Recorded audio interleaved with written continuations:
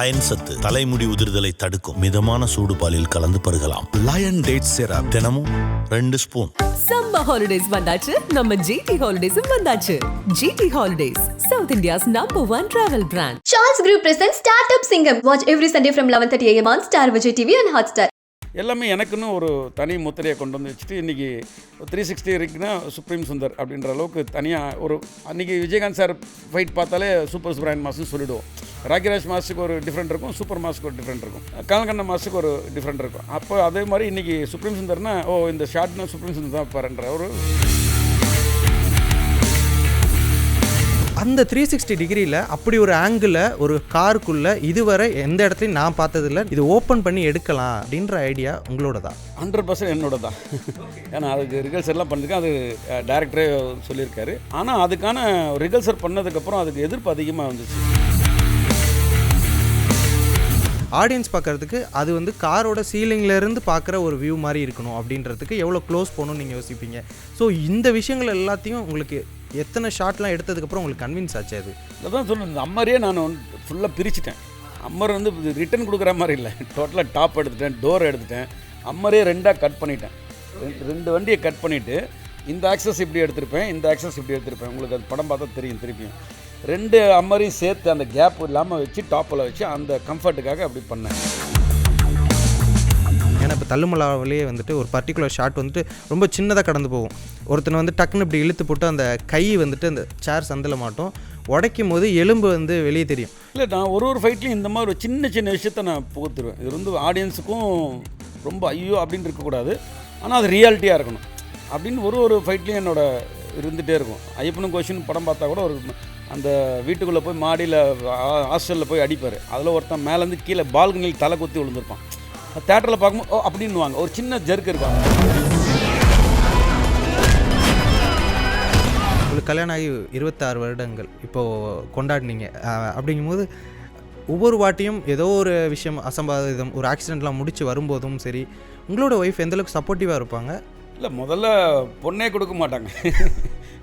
பெரியது தான். வீட்டில் போய் வழியே சொல்ல மாட்டோம், இங்கே அடிபட்டிருக்கு அங்கே அடிபட்டிருக்கு எதுவுமே சொல்லாமல் எல்லாமே நாங்கள் வெளியில் தான். வீட்டை விட்டு வெளியில் வந்தால் தான் அந்த வழியை காட்டுறது, வீட்டுக்குள்ளே போனால் ஸ்கிப்பாக போகிறது. சப்போர்ட் நான் இருக்கேன் அப்படின்னு சொல்கிறத தாண்டி அவங்க வேலைக்கு போயிட்டு உங்களை சப்போர்ட் பண்ணும்போது அந்த டைம்லாம் எப்படி சார் அந்த ஒரு ஃபினான்ஷியலாக அந்த விஷயத்தெல்லாம் எப்படி கடந்து வந்தீங்க? அந்த சமயத்துலலாம் வந்துட்டு எவ்வளோ சப்போர்ட்டிவாக இருந்தாங்க அவங்க எனக்கு தெரிஞ்சு ஒரு 10 வருஷம் எனக்கு ஹெல்ப்பாக இருந்தாங்க. நம்ம ஒரு வருமானமே இல்லை எங்களுக்கு, அடுத்த நாள் என்னன்னே தெரியாது. அப்படியே நாங்கள் ஒர்க் பண்ணால் கூட அந்த காசு வரத்துக்குள்ளே ஒரு 5000 ரூபா வரணுன்னா 7000 ரூபா கடனாளியாக இருப்போம். ஸோ அந்த காசை கொடுத்து கடன் தான் கொடுக்குற மாதிரி தான் அந்த காலத்துலலாம் நாங்கள் எங்களோட ஒர்க்கெல்லாம் இருந்துச்சு. என்ன மாதிரி பல ஃபைட் மாஸ்டருக்கு அவங்க மனைவியாக இருக்குது. ஏன்னா அந்த டென்ஷன் இருந்தால் நம்ம சினிமாவில் வந்து ஷைன் ஆக முடியாது. வணக்கம் சார். வணக்கம். எப்படி சார் இருக்கீங்க? நல்லா இருக்கேன். ஓகே சார், இப்போது நிறைய இடங்களில் நிறைய வாட்டி நம்ம படங்கள் ரீதியாக நிறைய பேசியிருக்கோம் சார். பட் இந்த ஒரு பாட்காஸ்ட் படத்தை தாண்டி சுப்ரீம் சுந்தர் அப்படின்றவரோட ஒரு தனி நபரோட பர்சனல் லைஃப் அதெல்லாம் நிறைய பேசலாம் அப்படின்னு தான் இந்த ஒரு பாட்காஸ்ட். சுப்ரீம் சுந்தர் எப்போ உணர்ந்தார் ஓகே நான் ஒரு ஸ்டண்ட் கோரியோகிராஃபர் அப்படின்ற அந்த ஒரு விஷயத்தை? இது வந்து எங்கள் பரம்பரையாகவே நாங்கள் சினிமாவில் இருக்கணும்னு உங்களுக்கு ஆல்ரெடி சொல்லியிருக்கோம். எங்கள் தாத்தா வந்து முதல்ல ஸ்டண்ட் இயக்குனர்னு தமிழ்நாட்டுக்கு இந்தியாவுக்கே சொல்லலாம். அதுக்கு முன்னாடி ஒரு ஸ்டண்ட் இயக்குனரே யாருமே சொல்ல முடியாது. தமிழ் திரைப்படத்தில் முதல்ல ஒரு ஸ்டண்ட் இயக்குனராக அவர் தான் அறிமுகமானார். எஸ்எஸ் கொக்கோன்னு சொல்லிட்டு அவர் வந்து எங்கள் தாத்தா வந்து ஸ்டண்ட் சோமுன்னு சொல்லிட்டு ஒரு சர்க்கேஸில் ஒர்க் பண்ணார். ஸோ எஸ்எஸ் வாசன் அவர்கள் வந்து ஒரு படம் தயாரிப்பு நிறுவனத்துக்காக போய் அவரை எஸ்எஸ் கொக்கோ அவர்களை சந்திக்கும் போது அந்த படத்தில் அப்போ ஊமை பேச்சுகள் இல்லாமல் ஊமை பாஷையில் வந்த படங்கள் அப்போல்லாம் அந்த டைமில் அவரை வந்து நடிக்கும் போது அதில் ஒரு சண்டை காட்சிகள் வரும்போது அப்படி ஒரு சண்டை காட்சியை இயக்க ஆரம்பித்தார். நாளடைவில் அப்படியே அவர் இங்கேயே தங்க ஆரம்பித்தார், சென்னையிலே தங்க ஆரம்பித்து எஸ்எஸ் வாசன் அவர்களுடைய கூட இருந்து அதுக்கப்புறம் அவங்க முதல்ல ஒரு சந்திரலேக்கான்னு ஒரு மிக பிரம்மாண்டமான ஒரு படம் பண்ணும்போது அன்றைக்கே அந்த காலத்துலேயே ஒரு பேன் இண்டியா மூவி. ஸோ அந்த படத்துக்கு ஸ்டெண்ட் இயக்குனராக பணியாற்றி பெரிய ஸ்டெண்ட் இயக்குனர் அன்றைக்கி பேர் எடுத்தார். அதுக்கப்புறம் பார்த்திங்கன்னா அப்போ இன்றைக்கி 3ஆவது உத்தமபுத்திரன் தனுஷ் சார் நடித்தது இருக்குது, அதுக்கு முன்னாடி சிவாஜி சார் நடித்தது இருக்குது, அதுக்கு முன்னாடி ஒரு உத்தமபுத்திரன் இருக்குது. அந்த உத்தமபுத்திரில் எங்கள் தாத்தா தான் ஆக்ஷன் டைரக்டர். அதுக்கு அடுத்த சிவாஜி சார் படத்தில் ஆக்ஷன் டைரக்டராக ஒர்க் பண்ணார். அதில் ஒரு கேரக்டரும் நடிச்சிருப்பார். இன்னொரு சிவாஜி, நல்ல சிவாஜியை தூக்கி வளர்க்குறது அவர் தான், சோமப்பான்னு சொல்லிட்டு அவரே கேரக்டராகவே நடிச்சிருப்பார். ஸோ நடிப்பு வித் ஆக்ஷனில் அப்படியே வந்த குடும்பம். பிற்காலத்தில் அப்படியே எஸ்எஸ் வாசன் சார் ஒரு படம் போது புரட்சித் தலைவர் எம்ஜி ராமச்சந்திரன் சார் ஹீரோவாக முதல்ல குமாரி படத்துக்கு எங்கள் வீட்டில் கூப்பிட்டு வந்து எங்கள் தாத்தா கிட்ட தான் படைச்சி ஹீரோவாக்க போகிறோன்னு சொல்லிட்டு இந்த ஒரு கத்தி பயிற்சி, அந்த வால் பயிற்சி எல்லாமே கற்றுக் கொடுத்து அதுக்கப்புறம் உருவாக்குனார். அதை வந்து எம்ஜிஆர் சார் இன்றைக்கும் புரட்சித் தலைவர் வந்து எங்கள் குடும்பத்துக்கு நாங்கள் நன்றி கடன் பட்டிருக்கோம் அவருக்கு. அவர் முதலமைச்சர் 1977 முதலமைச்சர் ஆனால் மாலை முரசு பேப்பரில் ஸ்டெண்ட்டுக்கு தந்தை ஸ்டெண்ட்டு சோமுன்னு சொல்லிட்டு எங்கள் தாத்தா கிட்ட வால் வாங்குற மாதிரி ஒரு போஸ்டர்ஸ், ஒரு ஃபோட்டோ ஒன்று ரிலீஸ் பண்ணியிருந்தார். அதுதான் இன்னும் எங்கள் வீட்டில் வச்சு நாங்கள் ரொம்ப கும்பிட்டுட்ருக்கோம், அவரை பெருமையாக நினச்சிட்ருக்கோம். அது இல்லாமல் அவர் கூட எம்ஜிஆர் கூட நிறைய கலைஞர்கள் சொல்லுவாங்க, நாங்கள் இருந்தோம் அவங்க இருந்தோம், நிறைய பேர் சொல்லுவாங்க. ஸ்டென் கலைஞராக எங்கள் தாத்தா வந்து ஸ்டென் மாஸ்டராக அவருக்கு பயிற்சி கொடுத்து ஒரு குருநாதராக இருந்த ஒரு காரணத்துக்காகவே ஒரு புரட்சித் தலைவர் அவர்கள் எம்ஜிஆர் நகரில் ஸ்டென்ட் சோமு தெருவுனே ஒரு பேரை வச்சு எங்கள் குடும்பத்துக்கு பெருமை சேர்த்து எங்கள் யூனியனுக்கும் பெருமை சேர்த்திருக்காரு. அது வந்து இன்றைக்கும் எங்களை மறக்க முடியாத ஒரு நிகழ்வாக நாங்கள் நினச்சிட்ருக்கோம். அப்படி அந்த குடும்பத்தில் வந்ததால் எங்கள் அப்பாவும் ஒரு ஃபைட் மாஸ்டர் ஆனார் காலப்போக்கில். அதுக்கப்புறம் அண்ணனும் ஒரு ஃபைட் மாஸ்டர், ஆக்ஷன் பிரகாஷ்னு ஒரு ஃபைட் மாஸ்டர் ஆச்சு. 3வது நான் ஃபைட் மாஸ்டர் ஆனேன். அதுக்கப்புறம் என்னோடய அண்ணன் பையன் ஒரு சந்தோஷன், அவரும் இப்போ ஒரு ஃபைட் மாஸ்டர் பண்ணிகிட்ருக்காரு. ஸோ எங்கள் குடும்பத்தில் ஒரு 4 ஃபைட் மாஸ்டர்ஸ் இருக்கும். எவ்வளோ ஃபைட் மாஸ்டர்ஸ் இருந்தாலும் உங்கள் ஃபேமிலியாக இருந்தாலும் சரி, இப்போது ஃபீல்ட்லேயா சரி, நீங்கள் ரொம்ப ரொம்ப ஸ்பெஷலாக தெரியுறீங்க அப்படின்ற அந்த ஒரு காரணம் இருக்குல்ல சார். என்ன ஒரு விஷயம் நீங்கள் பண்ணீங்க, ஓகே நம்ம வந்து ஒரு ஸ்பெஷலாக ஒரு பெரிய கோரியோகிராஃபர், ஸ்டண்ட் கோரியோகிராஃபர் ஆகணும், அதற்கு மற்றவங்க பண்ணுறத நாம் எந்தெந்த விஷயங்கள்லாம் நம்ம புதுசாக பண்ணுவோம் அப்படின்னு நீங்கள் ஃபஸ்ட்டு திங்க் பண்ண விஷயங்கள்லாம் என்னென்ன? நடிகராக இருக்கும் போது 1990 ஸ்டென் நடிகர் ஆனேன். அப்போ என்னோடய சித்தப்பா மாடக்குளம் ரவின்னு சொல்லிட்டு அவர் தான் என்ன ஒரு கம்பெனியில் நான் வேலை செஞ்சுட்டு இருந்தேன். இப்போ எனக்கும் சினிமாவில் சேரணும் ஆசைன்றதால ரொம்ப நாளாக பயிற்சி எடுத்து பண்ணிகிட்டு இருந்தேன். அப்புறம் எனக்கு படிப்பும் பெருசாக ஏறலை, ஏன்னா ஃபோக்கஸ் ஃபுல்லாக சினிமாலேயே எனக்கு இருந்துச்சு. ஸோ வறுமையின் காரணத்துக்காக ஒரு ஜாபுக்காக போயிட்டு இருந்தேன், குடும்ப சூழ்நிலைக்காக. அப்போ எனக்கு ஸ்டென்ட்டு யூனியனில் கார்டு கொடுக்குறாங்கன்னு தெரிஞ்சோன்னே 2வது வாரிசு, அண்ணன் தான் முதல் வாரிசு. ஸோ 2வது வாரிசு அப்போ தான் எடுக்கிறாங்க. ஸோ அப்போ எடுக்கும்போது எனக்கு ஒருத்தர் சொன்னபோது நான் போய் யூனியனில் அப்ரோச் பண்ணி 2வது வாரிசுக்கு எழுதி கொடுத்து 2வது வாரிசாக 1990 சேர்ந்தேன். அதுக்கப்புறம் சினிமா வந்து எங்கள் தாத்தா ஸ்டென்ட் சோமு அண்ணன், அப்புறம் அவரும் இப்போ ஆக்ஷன் பிரகாஷ் இல்லை, அப்போ ஒரு பிரகாஷை தான் ஒர்க் பண்ணிருக்காரு. ராம்போ ராஜ்குமார் மாஸ்டர் உதவியாளர் இருந்தார்.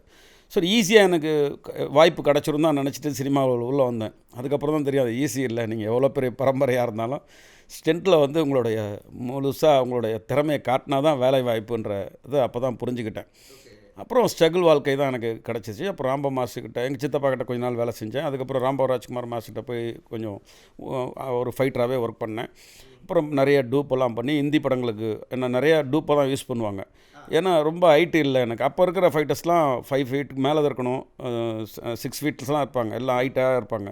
ஸோ நான் 5 and 5 வந்துருக்கிறதால என்ன அவ்வளோவா மேக்ஸிமம் பண்ண மாட்டாங்க. அப்போ எல்லாருக்கும் டூப் போட ஆரம்பித்தாங்க என்ன. ஸோ முகம் தெரியாமல் ஒர்க் பண்ணுறதே எனக்கு பெரிய கஷ்டமாக இருந்துச்சு. முகம் தெரியாது, பைக் ஜம்ப் பண்ண விடுவாங்க, பைக் ஜம்பில் பின்னாடி உட்கார விடுவாங்க, கார் அப்செட்டில் உட்கார வைப்பாங்க, அப்புறம் ஹைட் ஃபாலிங்கில் பண்ண வைப்பாங்க, கிளாஸ் பிரேக்கிங் மேலே ஒரு 10 பேரோட அப்படியே ஒரு வாழ்க்கையை தொடர்ந்துச்சு. அதுக்கப்புறம் எங்கள் அண்ணன் மாஸ்டர் ஆனார். ஸோ நான் வந்து எனக்கு சின்ன வயசுலேருந்தே எனக்கு ஒரு தனித்தன்மையாக ஒரு ஆக்ஷன் டைரக்டராக வரணும்னு ஆசை தான். பட்டு சர்வேல் ப்ராப்ளத்துக்காக நான் ஃபைட்டர் ஆகணும்னு எனக்கு முடியாதுன்ற ஒரு காலகட்டம் தெரிஞ்சிருச்சு. அப்புறம் கஷ்டப்பட்டு அண்ணன் ஒரு மாஸ்டர் ஆனதுக்கப்புறம் சரி அண்ணன் ஷைன் ஆகிடுவார், அண்ணன் கூட இருந்து நம்ம வந்துடலான்னு நினச்சிட்டு இருக்கும்போது அண்ணனுக்கும் கொஞ்சம் சரிவுகள் ஏற்பட ஆரம்பிச்சு. படங்கள் நல்லா பண்ணார், பட் நடுவில் கொஞ்சம் சின்ன சின்ன படங்கள் அவருக்கு பெரிய வெற்றி கொடுக்காததால் அவரும் கொஞ்சம் ஸ்ட்ரகிள்லேயே இருந்தார். அப்போது நான் ராம்போ ராஜ்குமார்ட்டு வெளியில் வந்துட்டு வேறு ஒரு மாஸ்டர்கிட்ட போனால் இன்னும் கொஞ்சம் கற்றுக்கலாம், ஒரே இடத்துல இருந்துட்டு கற்றுக்கிறது 4-5 இடத்துல கற்றுக்கலான்னு சொல்லிட்டு அங்கேருந்து வெளியில் வந்து தளபதி தினேஷ்னு ஒரு மாஸ்டர் இருந்தார். ஸோ அவர்கிட்ட வந்தேன். அதுக்கு முன்னாடி நான் என்னென்னா எனக்கு ராம்போ மாஸ்டர்கிட்ட எனக்கு பெரிய அவர் கற்றுக் கொடுத்தவர் என்னென்னா ஒரு எடிட்டிங் சென்ஸ் ஒன்று கற்றுக் கொடுத்தார். எடிட்டிங்கில் அவர் என்னை உட்கார வைப்பார். அவர் ஹிந்தி படங்கள்லாம் பண்ணும்போது ஒரு 20 ஷூட்டிங் கண்டினியூ நடந்துட்டு ஊட்டியில் போயிட்டு வந்துட்டுருப்போம். வாரத்தில் ஒரு மாதத்தில் ஒரு 10 நாள் சென்னையில் இருப்போம், அவ்வளோதான். மற்ற 20-25 நாள் ஊட்டியில் தான் இருப்போம். ஸோ அந்த 10 நாள் என்ன சென்னைக்கு அனுப்பிச்சிட்டு ஆர்டர் எழுதி கொடுப்பார் ஷூட்டிங்க்கு. இந்த ஆக்ஷன் இப்படி இப்போ ஹீரோ நடந்தார், ஹீரோ உட்கார்ந்தார், ஹீரோயின் பார்த்தாங்க, வில்லன் லுக்கு அப்படின்னு தமிழில் எழுதி கொடுப்பார். இதெல்லாம் எடுத்துகிட்டு வந்து நான் எடிட்டிங் ரூமில் உட்காந்து முதல்ல மூவிலார் தான். இப்போ அந்த எடிட்டிங் ரூமில் மூவிலாரில் வந்து ஃபிலிம் தான். இப்போ ஃபிலிமை பார்த்து நாங்கள் அப்படியே ஒரு இதாக பயிற்சி எடுத்துட்டோம். அப்போது அங்கே இருக்க ஒரு எடிட்டர் எனக்கு ரொம்ப ஹெல்ப்ஃபுல்லாக கற்றுக் கொடுத்தாரு. ஸோ அது எடிட்டிங் தான் என்னோடய முதல் வேலையே. அப்போ எடிட் பண்ண எனக்கு உள்ள ஸ்டெண்ட் இயக்குனராக ஆகிற ஒரு பெரிய தைரியம் வந்துருச்சு. இந்த பக்கம் அண்ணன் மாஸ்டர் ஆகிட்டார். அப்புறம் இப்போ நான் எடிட்டிங்கும் பண்ணிகிட்ருக்கேன். இப்போ 2 தான் பண்ணிருக்கும்போது சரி நம்மளும் மாஸ்டர் ஆனால் என்ன அப்படின்னு எனக்குள்ளேயே ஒரு ஒரு ஒரு கேள்வி வந்துச்சு. சரி, அதுக்கான விஷயம் பார்த்திங்கன்னா ஃபேமிலி பேக்ரவுண்டு, உடனே படம் கிடைக்காது. அதுக்கான படம் கிடைக்கிற அளவுக்கு நம்மளுக்கு ஒரு ஆர்டிஸ்ட் அப்ரோச்மெண்ட் வேணும், நம்மளுக்கு ஒரு டேரக்டர் வேணும். அப்படின்ற டைமில் தான் எனக்கு தளபதி தினேஷ் மாஸ்டர் அறிமுகம் கிடச்சிது. அப்போ எங்ககிட்ட ராம்ப மாஸ்டர் அவர் வந்து ஒர்க் பண்ணுவார். அப்போ போய் நான் கேட்டேன், மாஸ்டர்கிட்ட இல்லை ஒர்க் பண்ணல, இப்போ நான் எல்லாத்தையும் ஒர்க் பண்ணலான்னு வந்திருக்கேன், உங்கள்கிட்ட வாய்ப்பு கிடைக்குமான்னு. சரி வாங்கன்னு வச்சுக்கிட்டாரு. ஸோ அங்கே ஒரு 10-11 தான் சேர்ந்தேன். என்னோடய எடிட்டிங் நாலேஜை வச்சுட்டு நான் கம்போஸ் பண்ணுறது, அங்கே ஷூட்டிங் ஸ்பாட்டில் நான் சொல்கிற விஷயங்கள்லாம் வச்சுட்டு, ஸோ இவங்ககிட்ட ஏதோ ஒரு விஷயம் இருக்குது அப்படின்னு சொல்லிட்டு என்னை கூட வச்சுக்கிட்டாரு. ஸோ அவர் தான் எனக்கு படிப்படியாக சினிமாவில் நிறைய பேர் அறிமுகம் ஆகிறதுக்கு காரணம் தளபதி தினேஷ் மாஸ்டர். நான் இந்த அளவுக்கு இருக்கிறேன்னா அவரும் எனக்கு ஒரு பெரிய குருநாதர். முதல்ல எனக்கு மாடகுல ரவி மாஸ்டராக இருக்கும், அப்புறம் ராம்ப மாஸ்டர். அதுக்கப்புறம் நான் நல்லா இங்கே இருக்கிற இண்டஸ்ட்ரியில் எல்லோரும் தெரிகிற அளவுக்கு என்னை வச்சுருந்தவர் தளபதி தினேஷ் மாஸ்டர். ஸோ அவர்கிட்ட ஒர்க் பண்ணும்போது சுந்தர் சி சார் படம், நிறைய படங்கள் நான் பண்ணும்போது நிறைய ஹீரோக்கள் அறிமுக, பிரசாந்த், அவங்க அப்பா, அப்படியா இருக்கும்போது நம்ம காட்டான்னு ஒரு படம் ஷூட்டிங் இது. அப்போ தினேஷ் மாஸ்டரோட டேட்டில் என்னை கிளாஷ் ஒர்க் எடுக்க ஆரம்பித்தாங்க. அப்போ நான் போயிருக்கும்போது அந்த படத்தோட இயக்குனர் வந்து பார்த்திங்கன்னா ஒய் முரளி கேமராமேன் பண்ணார். அவரு அந்த ஒரு நாள் கிளாஷ் ஒர்க்கு தான் என்னை அனுப்பிச்சாங்க. ஸோ நான் பண்ணுற கம்போசிங்கை பிரசாந்த் வந்து ஒத்துக்கவே மாட்டார். அப்போ டாப் ஸ்டாரில் இருக்கார், அவர் பயங்கர ஆக்ஷன் தெரிஞ்சவர் அவர். அதனால் அவர்கிட்ட வந்து சவாலாக இருக்கும். நம்ம போய் ஒரு கோரியோகிராஃப் பண்ணாலே ரொம்ப சவாலாக இருக்கும். அவர் நிறைய கேள்வி கேட்பார், இது என்ன அது என்னன்னு கேட்பார். அவரை சமாளிச்சிட்டாலே நம்ம ஒரு ஆக்ஷன் டைரக்டர் ஆயிடலான்னு எனக்கு ஒரு அப்போ தான் அதுதான் என்னோடய முதல் படியே. இவரை போய் திருப்திப்படுத்திட்டா நம்ம ஒரு ஆக்ஷன் டைரக்டர்ன்றது நம்ம முடிவு எடுத்துக்கலான்னு சொல்லிட்டு தான் அங்கே போனேன். சுரேஷ் சார் கம்பீரம் பண்ணார் இல்லையா, சுரேஷ் சார் தான் டேரக்டர் அவர். அப்போ என்னை கூப்பிட்டு சொன்னார், சரி மாஸ்டர்லாம் நீங்கள் வாங்க சுந்தர் கொஞ்சம் பண்ணுங்கன்னு சொல்லும்போது நான் என்னோடய கம்போசிங்கெல்லாம் பார்த்து ஒய் முரளி கேமராமேன் சார்னார், இவனுக்கு ரொம்ப ஃப்யூச்சர் இருக்குது, ரொம்ப நல்லா கம்போஸ் பண்ணுறாரு, ஷார்ட்டாகவே டிவிஷன் வந்து எடிட்டிங் சென்ஸோட ஒரு ஷார்ட்ஸ் சொல்கிறாரு. ஸோ இவர் வருவார்னு இவங்க பேசிக்கிட்டு இருக்கும்போது எனக்கு அங்கே உதவியாளர் வந்து சொன்னார், உங்களை வந்து கேமராமேன் டைரக்டர் ரொம்ப பெருமையாக பேசுகிறாங்க, எடிட்டிங் சென்ஸ் இருக்குன்னு. அப்போ தான் நான் புரிஞ்சுக்கிட்டேன், ஓஹோ நம்ம கற்றுக்கிட்டது இதுதான் வந்து கரெக்டாக சொல்ல நம்மளுக்கு எந்த ஷார்ட்டை எங்கே கட் பண்ணணும், இது லேக் ஆச்சுன்னா எங்கே க்ளோஸ் போடணும், யாரோட ரியாக்ஷன் எடுக்கணும் அப்படின்றத தெளிவாக நான் சொல்கிறது ஆரம்பித்தோன்னே அவங்களுக்கே புரிய ஆரம்பிச்சிச்சு. பிரசாந்த் சாரை என்னை ரொம்ப என்கரேஜ் பண்ண ஆரம்பித்தார், சூப்பர் சுந்தர் நல்லா பண்ணுறேன். ஏன்னா அதுக்கு முன்னாடி நாங்கள் வந்து சுந்தர் சி சார் படத்தில் பிரசாந்த் சார் கூட ஒர்க் பண்ணேன் அசிஸ்டண்டாக. அதுக்கு வச்சு தான் இந்த எனக்கு கொடுத்தாரு. அப்போ நான் வின்னர்னு படம் பண்ணோம். அந்த ஃபைட்டெல்லாம் எடுக்கும்போது அவர் எனக்கு கூட தளபதி மாஸ்டர்கிட்ட ஒர்க் பண்ணும்போது அவர் எனக்கு ரொம்ப பிடிக்கும் பிரசாந்த் சார். அப்போ இந்த வாய்ப்பு எனக்கு கொடுத்தாரு. அப்போ எனக்கு சொன்னது, இந்த ஃபைட் நல்லா நீ எடுத்தினா இந்த படம் ஃபுல்லாக நீ தான் மாஸ் ஆக போகிற அப்படின்னு எனக்கு என்கரேஜ் பண்ணுவது இன்னும் எனக்கு சந்தோஷமாகிடுச்சு. அப்போ நான் ஃபைட்டர்ஸ்லாம் வச்சு நல்லா கோரியோகிராஃப் பண்ண ஆரம்பித்தேன். நான் அந்த ஃபைட்டில் எனக்கு தெரிஞ்சிருச்சு, அவங்க எல்லாமே என்னை வந்து பாசிட்டிவாக சொல்கிறாங்க, யாருமே என்ன நெகட்டிவ். ஒருத்தருக்கு ஒரு வாட்டி முதல்ல போய் ஒர்க் பண்ணும்போது தெரிஞ்சிடும், அங்கே இருக்க யூனிட்டில் இருக்கவங்களாச்சு டேரக்டர் கேமராமேன் எல்லோரும் சொல்லிவிடுவாங்க ஒர்க் இல்லைனா இமீடியட்டாக நம்மளை பேக்கப் பண்ணி அனுப்பிச்சிடுவாங்க, மாஸ்டர் வந்தால் தான் ஷூட்டிங்னுவாங்க. ஸோ மாஸ்டர் எல்லாமே நான் 6 நாள் ஷூட் எடுக்கிறேன்னும் போது இப்போ தெரிஞ்சு போச்சு, என்னை நம்புகிறாங்க. ஏன்னா எத்தனை லட்சம் செலவு பண்ணி ஒரு நாள் ஷூட் நடக்கும் யோசிச்சு பாருங்கள். அப்போ ஒரு நாள் ஷூட்லேயே என்னை புரிஞ்சுக்கிட்டாங்க. 2ஆம் நாள் மூலமாக ஒரு 6 நாள் அந்த ஃபைட்டை எடுத்து கட் பண்ணி காமிச்சோன்னா ரொம்ப பிடிச்சி போச்சு. அது ஆக்சுவலாக நான் மாஸ்டரில் அசிஸ்டண்டாக எடுத்தது. அந்த படம் ட்ராப் நின்று போச்சு, படம் சந்தர்ப்பம் சொல்லி ஏதோ பிரச்சனைகளில் நின்று போச்சு. அதுக்கப்புறம் தான் நான் மாஸ்டர் ஆகணும் ஒரு ஃபுல்லாக என் மைண்டில் வந்து நான் தளபதி மாஸ்டர் போய்ட்டு இந்த மாதிரி நான் மாஸ்டர் ஆகலான்னு இருக்கிறேன்னு அவர் ஆனைன்னு ஒரு படம் பண்ணிட்டு இருந்தார், அர்ஜுன் சார் படம். அந்த படத்தில் அவருக்கு கிளாஷ் ஆச்சு. அப்போ நீங்கள் போய் கிளாஷ் ஒர்க் எடுங்கன்னு சொன்னார். இப்போ நான் டேரக்டரை போய் மீட் பண்ணி கிளாஷ் ஒர்க் வரேன்னு, இல்லை வேணாம் அர்ஜுன் நீயே மாஸ்டர் ஆகிடுன்னு சொல்லிட்டு சில்வா சார் தான் என்னை முதல் ஆசீர்வாதம் பண்ணி வர வச்சார். அர்ஜுன் சார்கிட்ட சொன்னார், ஆகஸ்ட் 15 அவரோட பர்த்டே அன்றைக்கி இந்த டிஸ்கஷன், அதுக்கு 14th நைட்டு நடக்குது. 14th நைட்டு 15th மார்னிங் நான் அர்ஜுன் சார்கிட்ட பேசுகிறேன், ஓகேனா நான் இந்த கண்டினியூ பண்ணிக்க, நீ இந்த படம் பண்ணிக்கலாம்னு சொன்னாங்க. அதுக்கப்புறம் மறுநாள் காலைல நான் ஷூட்டிங் ஸ்பாட்டில் போய் உட்காந்துருக்கேன். ஈவினிங் வந்து எனக்கு கை கொடுத்தார் அர்ஜுன் சார், இந்த படத்தில் நீ தான் என் மாஸ்டர், நல்லா பண்ணு, கிளைமேக்ஸ் ஒரு டிஃப்ரெண்ட்டாக ஒன்று பண்ணணும்னு சொல்லிட்டு. ஆனால் தான் என்னோடய முதல் படமாக இருந்துச்சு. ஸோ அதுக்கப்புறம் தான் என்னோடய கேரியர் அப்படியே வந்து இந்த லெவலுக்கு இருக்கேன். தனித்தன்மை நீங்கள் கேட்டிங்க இல்லையா, உங்களுக்குன்னு ஒரு ஃபைட் மாஸ்டர் ஒர்க் பண்ணும்போது ஒரு சூப்பர் சுப்ராயன் மாஸ்டர்னால் கிக்கில் ஒரு ஃபேமஸாக இருப்பார். ராம்போ மாஸ்டர்ஸ்னால் கட்டிங் சென்ஸில் அதிகமாக இருக்கும், அவரோட ஸ்டைல்ஸ் அதிகமாக என் ராசாவின் மனசெல்லாம் பார்த்தீங்கன்னா அவரோட கட்டிங் சென்ஸ் அதிகமாக இருக்கும். ஒரு ஆர்டிஸ்ட் எப்படி நிற்க வச்சு எப்படி அவ்வளோ அழகாக எடுப்பாருன்ட்டு. அப்புறம் கனல்கண்ண மாஸ்டர் ஒரு ஸ்டோரி பேசிக்காக இருப்பார். விஜயன் மாஸ்டர் அந்த மாதிரி நிறைய பேர் இருந்திருக்காங்க. அந்த மாதிரி நம்மளுக்கு ஒரு தனித்தன்மை வரணும்னா நம்ம ஏதாவது ஒரு புதுசாக பண்ணணும் யோசிக்கிட்டே இருப்பேன். அந்த ஒரு முயற்சி தான் எனக்கு அந்த இன்றைக்கி நான் பண்ணுற அந்த 360 இருக்கட்டும், புதுசாக ரிக்கில் நான் பண்ணுறதா இருக்கட்டும், எல்லாமே எனக்குன்னு ஒரு தனி முத்திரையை கொண்டு வந்து வச்சுட்டு இன்றைக்கி 360 ரிக்னா சுப்ரீம் சுந்தர் அப்படின்ற அளவுக்கு தனியாக ஒரு அன்றைக்கி விஜயகாந்த் சார் ஃபைட் பார்த்தாலே சூப்பர் சுப்ராயன் மாஸ்ன்னு சொல்லிவிடுவோம். ராக்கிராஜ் மாஸுக்கு ஒரு டிஃப்ரெண்ட் இருக்கும், சூப்பர் மாஸுக்கு ஒரு டிஃப்ரெண்ட் இருக்கும். ஃபைட்டை பார்த்தாலே யார் ஃபைட் மாஸ்ன்னு சொல்லிவிடுவோம். கமலக்கண்ணன் மாஸ்டருக்கு ஒரு டிஃப்ரெண்ட் இருக்கும். அப்போ அதே மாதிரி இன்றைக்கி சுப்ரீம் சுந்தர்னா இந்த ஷார்ட்னா சுப்ரீம் சுந்தர் தான் பாருன்ற ஒரு பேர் எடுத்து வந்திருக்கிறதால இன்றைக்கி ஒரு நல்ல ஒரு லெவலில் இருக்குதுன்னு நினைக்கிறேன். சார், உங்களோட இந்த பதில்களுக்குள்ளே எனக்கு நிறைய கேள்விகள். அதில் முதல் கேள்வி அந்த 360 டிகிரி கிட்டத்தட்ட விடாமுயற்சியில் மகிழ் திருமணி அவர்கள் சொல்லியிருந்தார், என் படம் பார்க்க ஆரம்பித்த ஒரு 1/4 மணி நேரத்துக்கு அப்புறம் அமைதியாக பார்ப்பீங்க நீங்கள் எல்லாரும் அப்படின்றது. கிட்டத்தட்ட அவர் சொன்னதையுமே செஞ்சார். ஆனால் ஒரு இடத்துல அந்த ஹம்மர் ஃபைட் சீனில் எல்லாரும் எழுந்திரிச்சு கத்த ஆரம்பிச்சிட்டாங்க. அப்படி ஒரு இன்டென்ஸாக போயிட்டுருக்கு அந்த ஒரு சீனில் எல்லாரையும் கத்த வச்சது நீங்கள்.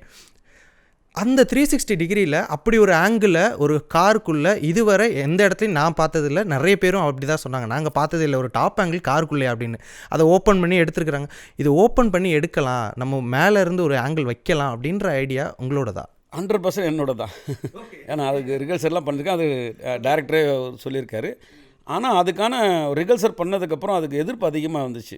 ஏன் எதிர்ப்புன்னா, அந்த மாதிரி இடம் ஷூட்டிங் ஸ்பாட் அந்த மாதிரி ஸ்பாட்டு முதல்ல ஓப்பன் பிளேஸில் ஷூட் எடுக்க முடியும். லைட் உள்ளே ஓப்பன் பிளேஸில் வச்சா கிளியர் வரும். அந்த ஒரு டிஃபிகல்ட்டி எனக்கு இருந்துச்சு. செட்டுன்றது எங்களுக்கு ஃபஸ்ட்டு வரல. ஏன்னா 1 டேயில் நடக்கிற ஒரு கதைன்றதால ஒரு 60 நாள் ஷெடியூல் போட்டு தான் நாங்கள் போனோம். அப்புறம் எங்களுடைய இயற்கை பாதிப்பு எல்லாம் சொல்லியிருப்பாங்க. அந்த இதெல்லாம் பாதிச்சு வந்து அந்த ஒரு கேப்பில் ஒரு 20 நாள் ஒரு செட்டுக்குள்ளே ஒர்க் பண்ணலாம் அப்படின்னு சொல்லி ஒரு பிளான் பண்ணும்போது நான் மிலன் சாரை கூப்பிட்டு சொன்னேன், மிலன் மாதிரி இந்த காரை நம்ம ஒரு ஆக்ஷன் பிளாக் ஒன்று இருக்குது, நான் ரிகல்சர் பண்ணியிருக்கேன். ஸோ இதை ஒரு டிஃப்ரெண்ட் ஆங்கிளில் ஒன்று பண்ணணும்னு ஒரு ஐடியா இருக்கேன். எனக்கு ஏன் அந்த ஐடியா எனக்கு தோணுச்சுன்னா, இதுக்கு முன்னாடி என் தள்ளு மாலால் பண்ணிட்டேன். தள்ளு மாலான்னு ஒரு 360 டிகிரி ஆகட்டும், எல்லாமே தள்ளு மாலை தான் எனக்கு ஒரு சிக்னேச்சர். ஆமாம்மா, அதுலேருந்து தான் எல்லாமே வெளியில் கூப்பிட்டு வந்தேன். எப்படி முதல்ல போல்டு கேமரா எடுத்துகிட்டு வந்தனோ, ஆக்ஷனுக்கு நான் தான் போல்டு எடுத்துகிட்டு வந்தேன். ட்ரான்ஸ்னு ஒரு படத்துக்கு அமல் சார் மூலமாக. அதுக்கப்புறம் பீஷ்மபர்வம்னு சொல்லிட்டு அதே போல்டை வச்சேன். அப்புறம் மோக்கோ போல்டுன்றது நான் தான் இன்ட்ரோ பண்ணேன். பெங்களூர்லேருந்து சேத்தனை வர வச்சு அது மோக்கோ போல்டு அவரோட ஆக்ஷனுக்கு இப்படி தான் பண்ணணும்னு சொல்லிட்டு அவரை உருவாக்கினேன். ஸோ அதெல்லாம் எனக்கு சாத்தியமானதால் இந்த 360 ஒன்று பண்ணணும்னு சொல்லிட்டு ஒரு சாங் ஒன்று பார்த்தேன். ரஷ்யன் சாங் ஒன்று இருக்கும். அதில் ஒரு 3 பேர் பறந்துக்கிட்டே பாடிட்டு இருப்பாங்க. அது எப்படா பண்ணியிருப்பாங்க மேக்கிங்கே எனக்கு கிடைக்கல. அப்போ கேரளாவில் நான் டேரக்டர் எல்லாம் உட்காந்து பேசும்போது இப்படி ஒரு ரிக்கு ஒருத்தர் இருந்தார் அங்கே. அவரை கூப்பிட்டு பேசும்போது இந்த மாதிரி ஒரு கேமரா வச்சு மூமெண்ட்டில் ஒரு ரிக் பண்ண முடியுமானா அதுக்கான சாத்தியமானு அது பேசப்பட்டது. அதுக்கப்புறம் அதை முயற்சி எடுத்து ஒரு மாதம் கடின உழைப்பு பண்ணதுக்கப்புறம் எடுத்துகிட்டு வந்து கொடுத்தாரு ஒரு செட்டப்பை. அது போட்டு பண்ணும்போது ஒரு சின்ன 360 கிடச்சிது. நான் என்ன பண்ணேன், இதையே நீங்கள் 20 அடியே ஆக்கினா எப்படி இருக்கும் அப்படின்னும் போது இதுக்கு எப்படி ஃபோக்கஸ் பண்ணுறது, எப்படி பண்ணோன்னா மினி ஜூம் போட்டு பண்ணலாமான்னா கேமராமேனா சூப்பர் நல்ல ஐடியா மாஸ்டர் பண்ணித்தரேன்னு சொல்லிட்டு கிம்பல் போட்டு மினி ஜூம் போட்டு ஆப்ரேட் பண்ணார். அது என்னென்னா கேமரா சுற்ற கேமராமேனும் மிமிக்கில் வச்சு சுற்றிக்கிட்டே இருக்கணும், ஜூம் இன் ஜூம் அவுட்டு பண்ணிகிட்டே இருக்கணும். ஃபோக்கஸ் அவ்வளோ தெளிவாக எடுக்கணும். ஏன்னா இதில் ஒரு 20-25 பேர் ஆக்ஷன் பண்ணுறாங்கன்னா கேமரா ரொட்டேட் ஆகிட்டே இருக்கும். பெரிய டிஃபிகல்ட்டி அது. அதில் ஒரு ஃபைட்டர் தப்பு பண்ணாலும் 1 மோர், ஹீரோ எதாவது மிஸ் பண்ணாலும் 1 மோர் ஆகிடும், கேமராமேன் எதாவது மிஸ் பண்ணாலும் 1 மோர் ஆகிடும், ரிக் ஏதாவது ப்ராப்ளமாகி நின்றுச்சுனாலும் 1 மோர் ஆகும். இது ஏதாவது பல வழி இருக்குது அந்த ஷாட்டில் 1 மோர். அதனால் ஒரு 20 ரவுண்டு அடிக்கணும்னா 20 ரவுண்டும் ஆர்டிஸ்ட் பர்ஃபார்மன்ஸ் பண்ணிகிட்டே இருக்கணும். ஃபைட்டர்ஸ் அந்த டைமிங்கில் உள்ளே வந்துகிட்டே இருக்கணும். எஃப்எக்ஸ் விஎஃப்எக்ஸ் எஸ்எஸ்எஃப்எக்ஸ் ஏதோ நம்ம பண்ணுறா கூட அதெல்லாம் நம்ம ஜாயின் பண்ணிகிட்டே இருக்கணும். அதில் அந்த மாதிரி ஒரு ஆக்ஷன் தான் அந்த தள்ளுமலா. ஸோ அந்த ஒரு தனி டைப்பாக எடுத்துகிட்டு வந்தபோது இப்போ இந்த படத்துக்கு என்ன பண்ணணும், ஏன்னா அதே தான் துணிவுக்கு நான் வச்சேன். அஜித் சார் படத்துக்கு ஏதாவது ஒன்று புதுசாக பண்ணணும். ஏன்னா அஜித் சார் சமீபத்தில் இந்த விமர்சகர்ன்ற பேரில் நிறைய பேர் நின்ன இடத்துலையே அடிக்கிறாரு, அந்த மாதிரிலாம் நிறைய சொன்னோன்னா ஏன்னா நிறைய படம் அஜித் சார் படம் நாங்கள் பார்த்துருக்கோம். எவ்வளோ ஆக்ஷன் படம்லாம் பண்ணியிருக்காரு. ஏன் சமீப காலத்தமாக இந்த வார்த்தை வருது, ஒரு ஸ்டென்ட் கோஆர்டினேட்டரை நம்ம இப்படிலாம் விமர்சகர்கள் பேசுகிற அளவுக்கு நம்ம இருக்கிறாங்களே அப்படின்னு சொல்லிட்டு நானே நிறைய என்னோடய கேள்வி இருக்கும். ஸோ நம்மளுக்கு இவரெல்லாம் வரும்போது நம்ம புதுசாக எதாவது பண்ணணும் அப்படின்னு தோணும் போது தான் துணிவு அந்த வாய்ப்பு எனக்கு கிடைக்கும் போதே அஜித் சார்கிட்ட பேசும்போது ஃபஸ்ட்டு வார்த்தை சொன்னது தான், சார் நான் சுப்ரீம் சுந்தர் சார் நல்லா பார்த்தேன், உங்கள் படம்லாம் பார்த்தேன், மாதம் நல்லா பார்த்தேன், என்ன அஜித் சார்னு நினச்சிடாதீங்க, எல்லோரும் பயமுறுத்துவாங்க, அந்த இன்ஜுரி இந்த இன்ஜுரிலாம் சொல்லுவாங்க, அதெல்லாம் விட்டுருங்க, தூக்கி போட்டுருங்க, அதெல்லாம் நீங்கள் மனசில் வச்சுக்காதீங்க. புது படம் ஒரு நடிகர் வந்தால் என்ன எப்படி வேலை வாங்குங்களோ அதே மாதிரி வேலை வாங்குங்க. இப்போ டோயினோலாம் நீங்கள் பண்ணியிருக்கீங்களே அந்த மாதிரி என்னை நினச்சி வேலை வாங்க. நான் என்னால் முடிஞ்சது 99% நான் உங்களுக்கு ஒர்க் பண்ணுறேன். 1% ஏதாவது டவுட் எனக்கு வந்துச்சுன்னா நீங்கள் கோரியோகிராஃபே கொஞ்சம் மாற்றிங்க, அது உங்களுக்கு சுதந்திரம் தரேனாரு. இல்லை சார் நான் கண்டிப்பாக ஹார்ட் ஒர்க் கண்டிப்பாக வாங்குவேன், பட் சேஃப்டியும் கொடுப்பேன் சார் சொன்னேன். ஓகேன்னு சொன்னதுக்கப்புறம் தான் அந்த துணிவு பார்த்துருப்பீங்க, அந்த 360 ஃபைட் அந்த படத்துலேயே அவ்வளோ எல்லா ஆக்ஷனும் பேசப்பட்டதாக இருக்கும். ஸோ அடுத்த எனக்கு ஆப்ஷன் திருப்பியும் ஒரு வாய்ப்பு எனக்கு கொடுக்குறாரு அஜித் சார். அப்போ திருப்பி ஏதாவது அவர்கிட்ட ஒரு புதுசு பண்ணணும், ஆடியன்ஸுக்கிட்ட மூமெண்ட்டு ஒன்று எடுக்கணுன்றக்காக இதை வந்து நான் ஹோம்ஒர்க் பண்ணிகிட்டே இருந்தேன். இந்த சீக்வன்ஸு படம் மகிழ் திரும்பி எனக்கு சொன்னதுக்கப்புறமே இது பிரேக் டவுன் படம் அப்படின்னு சொன்னோன்னே, பிரேக் டவுனில் ஃபைட்டே இல்லையே, கிளைமேக்ஸ் ஒரு சேசிங் தான் இருக்குது, அதுக்கு நடுவில் ஒரு ஃபைட்டும் இல்லையே, ஒரே ஒரு ஃபைட்டை வச்சுட்டு எப்படி இன்றைக்கி அவரோட ஃபஸ்ட் டேயில் எப்படி ரசிகர்கள் உட்காந்து பார்ப்பாங்க, இப்படி மூமெண்ட்டாக ஒரு படம் பண்ணுற ஒரு ஹீரோ இதில் வந்து எதுவுமே இல்லாமல் எப்படி ஒத்துப்பாங்க அப்படின்னா சில காரணங்கள்லாம் சொன்னாங்க. இது அப்படி தான் இந்த படம் பண்ணால் வேறு ஜேனரில் போகும், இது ஒரு கிளாஸ் மூமெண்ட்டாக இருக்கும், இந்த படம் ஒரு நல்ல பேசப்படணும்னு நான் டேரக்டர்கிட்ட சொல்லிட்டே இருப்பேன். சார் இல்லை சார், ஒரு ஆக்ஷன் ஒன்று வச்சா நல்லாயிருக்கும், அது இருக்கும், இல்லை மாதம் ஒரு கார் சீக்வன்ஸ் இருக்குது, அதை ஆக்ஷனாக நம்ம பண்ணலாம் அப்படின்னு சொன்னார். ஓகே சார்னு சொல்லிட்டு அதுக்கான ரிகல்சர் நான் சென்னையிலே பண்ண ஆரம்பிச்சிட்டேன். அவங்க ரிகல்சர் ரிக்கி போயிட்டு இருக்கும்போது நான் சென்னையில் ரிகல்சர் பண்ணி டேரக்டர் ரிக்கி போயிட்டு வரத்துக்குள்ளே நான் காட்டணும் சூப்பராக இருக்குது மாஸ்டர், நல்லா இருக்குது, சார்கிட்ட ஒரு வாட்டி காட்டலாம், சார்கிட்டையும் காட்டினா அவர் பார்க்க மாட்டார் மேக்ஸிமம். மாஸ்டர் உங்களுக்கு பிடிச்சிருக்கான்னு, இல்லை சார் நல்லா பண்ணியிருக்கேன், எனக்கு ஒரு வாட்டி பார்த்துருங்க சார், இல்லை மாஸ்டர் உங்களுக்கு ஓகேவா, நல்லா இருக்குது, டேரக்டர் ஓகே சொல்கிறார், ஓகேன்னு எக்ஸ்ட்ரா நிறைய பண்ணிடலாம் மாஸ்டர் விட்டுருங்க, அப்படி தான் பண்ணுவார். ரிகல்சர் பண்ணி ஷார்ட்டெல்லாம் காட்டி அதெல்லாம் பார்க்கவே மாட்டார். எதுவும் ஸ்பாட்டில் நாங்கள் எதாவது பண்ணும்போது பாலாஜின்னு ஒருத்தர் என் அசிஸ்டன்ஸ் இருப்பார், ஷார்ட் ஒண்டி ரெக்கார்ட் பண்ணிவிட்டு கொண்டு போய் காட்டுவாங்க கேரவனில், பார்த்துட்டு எங்கெங்கே பேடிங் போடணும் அது கொண்டு பார்த்துப்பார், பார்த்துட்டு ஒரு ஒர்க் பண்ணுவார். அவர் ஸ்டைலில் தான் அஜித் சார். ஸோ இதில் மூமெண்ட்டே இல்லாமல் ஒரு ஆக்ஷன் இருக்குது. இது படம் ஃபுல்லாக கொஞ்சம் ஃபுல் டவுனாக போய், ஏன்னா ஃபஸ்ட் ஹாஃப் வரைக்கும் ஃபைட்டு எனக்கு ஃபஸ்ட் ஹாஃப்க்கு தான் வரப்போகுதுன்னு தெரிஞ்சு போச்சு. ஃபஸ்ட் ஹாஃப் வரைக்கும் இந்த படத்தை வந்து ஹோல்ட் பண்ணுறதுக்கான விஷயம்லாம் இருக்குது, டேரக்டர் சொல்கிறார்.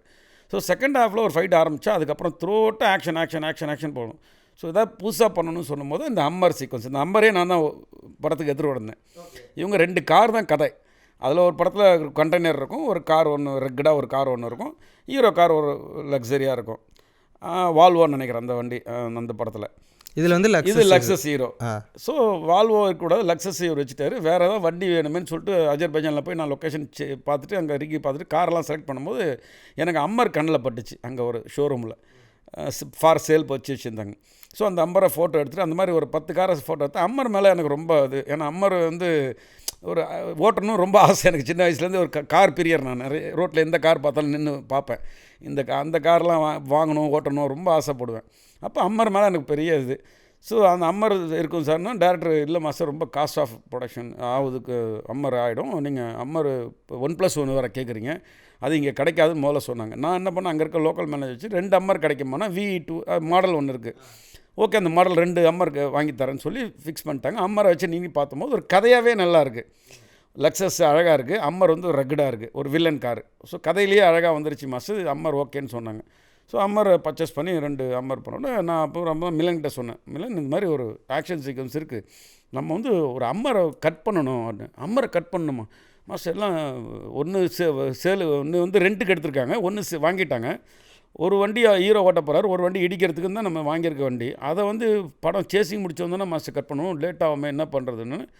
படம் ஃபினிஷிங்கில் அந்த படத்தோட முடிவில் அந்த ஆக்ஷன் எடுக்கலாம், இதோட பிகினிங்லாம் எடுத்துக்கலாம், அந்த ஒரு நான் சொல்கிற ஷாட்லாம் எண்டில் எடுக்கலாம் தான் நாங்களோட ஐடியா. மழையெல்லாம் திடீர்லாம் வந்தோன்னா ஒரு 20 நாள் செட்டில் பண்ணலாமான்னு ஒரு பிளான் வந்தோன்னே செகண்ட் அம்மரை கட் பண்ண கூட 3வது அம்மர் கேட்குறேன். ப்ரொடக்ஷனில் ரொம்ப டென்ஷன் ஆகிட்டேன். 3 அம்மரா எங்க 2க்கே கஷ்டப்பட்ட 3வது அம்மர்னா இல்லைங்க வேணும் எனக்கு. அம்மரை வந்து அவங்கக்கிட்ட சொல்ல கட் பண்ண போகிறோம் எதுவுமே சொல்லலை. எனக்கும் மிலனுக்கு தான் தெரியும். எல்லாம் பேசிட்டு மிலன் சொன்னார், மாஸ்டர் அவங்க கொடுக்க மாட்டாங்க, திருப்பி ரெண்ட்டுக்கு வந்தால் நீங்கள் கட் பண்ண முடியாதுன்னு. இல்லை மிலன் நம்ம வந்து கேட்டிருக்கேன் பார்க்கலான்னு சொன்னோன்னா அதுக்குள்ளேயே மிலன் இறந்துட்டார், அந்த ஷெடியூலுக்கு முன்னாடியே இறந்துட்டார். திருப்பி நாங்கள் போனோன்னா அவரோட உதவியாளர் வச்சு மரியா மேலம் அவங்க எல்லாம் அவங்க உதவியாளர்லாம் வச்சு கொஞ்சம் எனக்கு செட் பண்ணி கொடுத்தாங்க. அப்போ 3வது அம்மர் வந்ததுக்கப்புறம் நான் என்ன பண்ணேன், கட் பண்ண சொன்னோன்னு தான் எல்லாருக்கும் தெரிஞ்சுது. கட் பண்ண போகிறீங்களான்னா ஆமாம் அவங்க கட் பண்ணி தான் ஷார்ட் எடுக்க போகிறேன்னு சொல்லி ஓம் பிரகாஷ் சார் தான் இருந்தார் எனக்கு.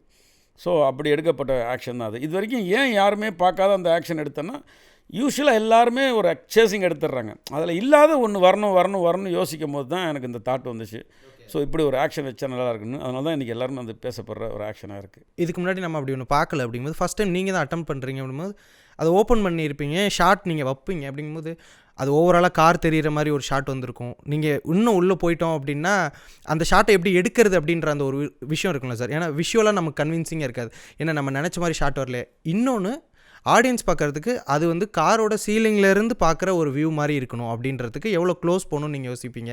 ஸோ இந்த விஷயங்கள் எல்லாத்தையும் உங்களுக்கு எத்தனை ஷாட்லாம் எடுத்ததுக்கப்புறம் உங்களுக்கு கன்வின்ஸ் ஆச்சு? அது இல்லை தான் சொன்னேன், இந்த அம்மரையே நான் ஃபுல்லாக பிரிச்சுட்டேன். அம்மர் வந்து ரிட்டன் கொடுக்குற மாதிரி இல்லை, டோட்டலாக டாப் எடுத்துட்டேன், டோர் எடுத்துட்டேன், அம்மரே 2ஆக கட் பண்ணிட்டேன். ரெண்டு வண்டியை கட் பண்ணிவிட்டு ரெண்டையும் ஒரு சைடில் டிரைவர் சீட்லேருந்து ஆரோவிலேருந்து எடுத்து இப்படி பேக் சீட்டில் அவரை கமிட் பண்ணலாம். சார் உட்கார்ந்து அது பார்த்தீங்கன்னா அந்த கம்ஃபர்ட் கிடையாது, அந்த இடத்துல உட்காந்து ஃபைட் பண்ண முடியாது. ஒரு அம்மருக்குள்ளே இவ்வளோ ஆக்ஷன் பண்ண முடியாது ஆக்சுவலாக. அந்த அம்மரே ரெண்டாக கட் பண்ணிவிட்டு இந்த ஆக்சஸ் இப்படி எடுத்திருப்பேன், இந்த ஆக்சஸ் இப்படி எடுத்திருப்பேன். உங்களுக்கு அது படம் பார்த்தா தெரியும். திருப்பியும் ரெண்டு அம்மரையும் சேர்த்து அந்த கேப் இல்லாமல் வச்சு டாப்பில் வச்சு அந்த கம்ஃபர்ட்டுக்காக அப்படி பண்ணேன். ஸோ ஒரு அம்மரே ஃபுல்லாக க்ளீன் பண்ணி காலி பண்ணிவிட்டு தான் அந்த ஷாட் எடுத்தேன் நான்.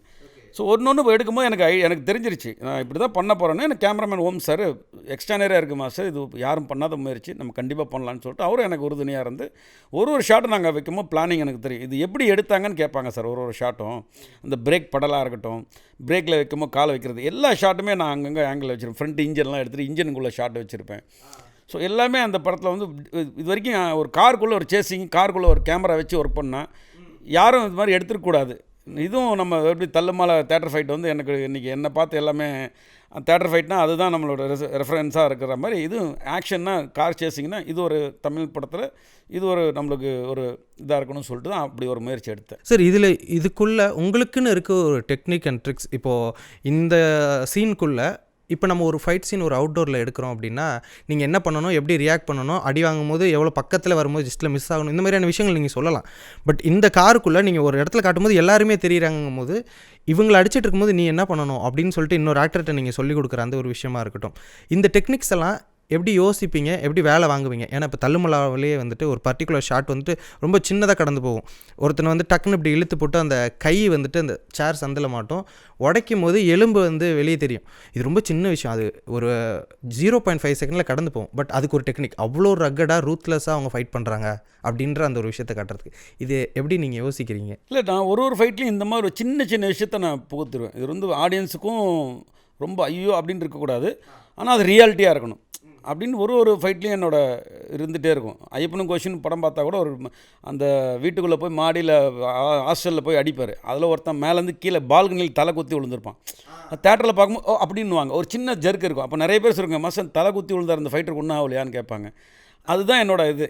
அது ஒரு சின்னதாக ஒரு எல்லாருக்கும் பயப்படுற ஒரு சின்ன ஒரு ஹாரர் படத்தில் ஒரு சின்னதாக ஒரு பயம் வரும் இல்லையா, அந்த மாதிரி ஒரு சின்ன சின்ன விஷயத்தை நான் க்ரியேட் பண்ண ஆரம்பிச்சிருவேன்.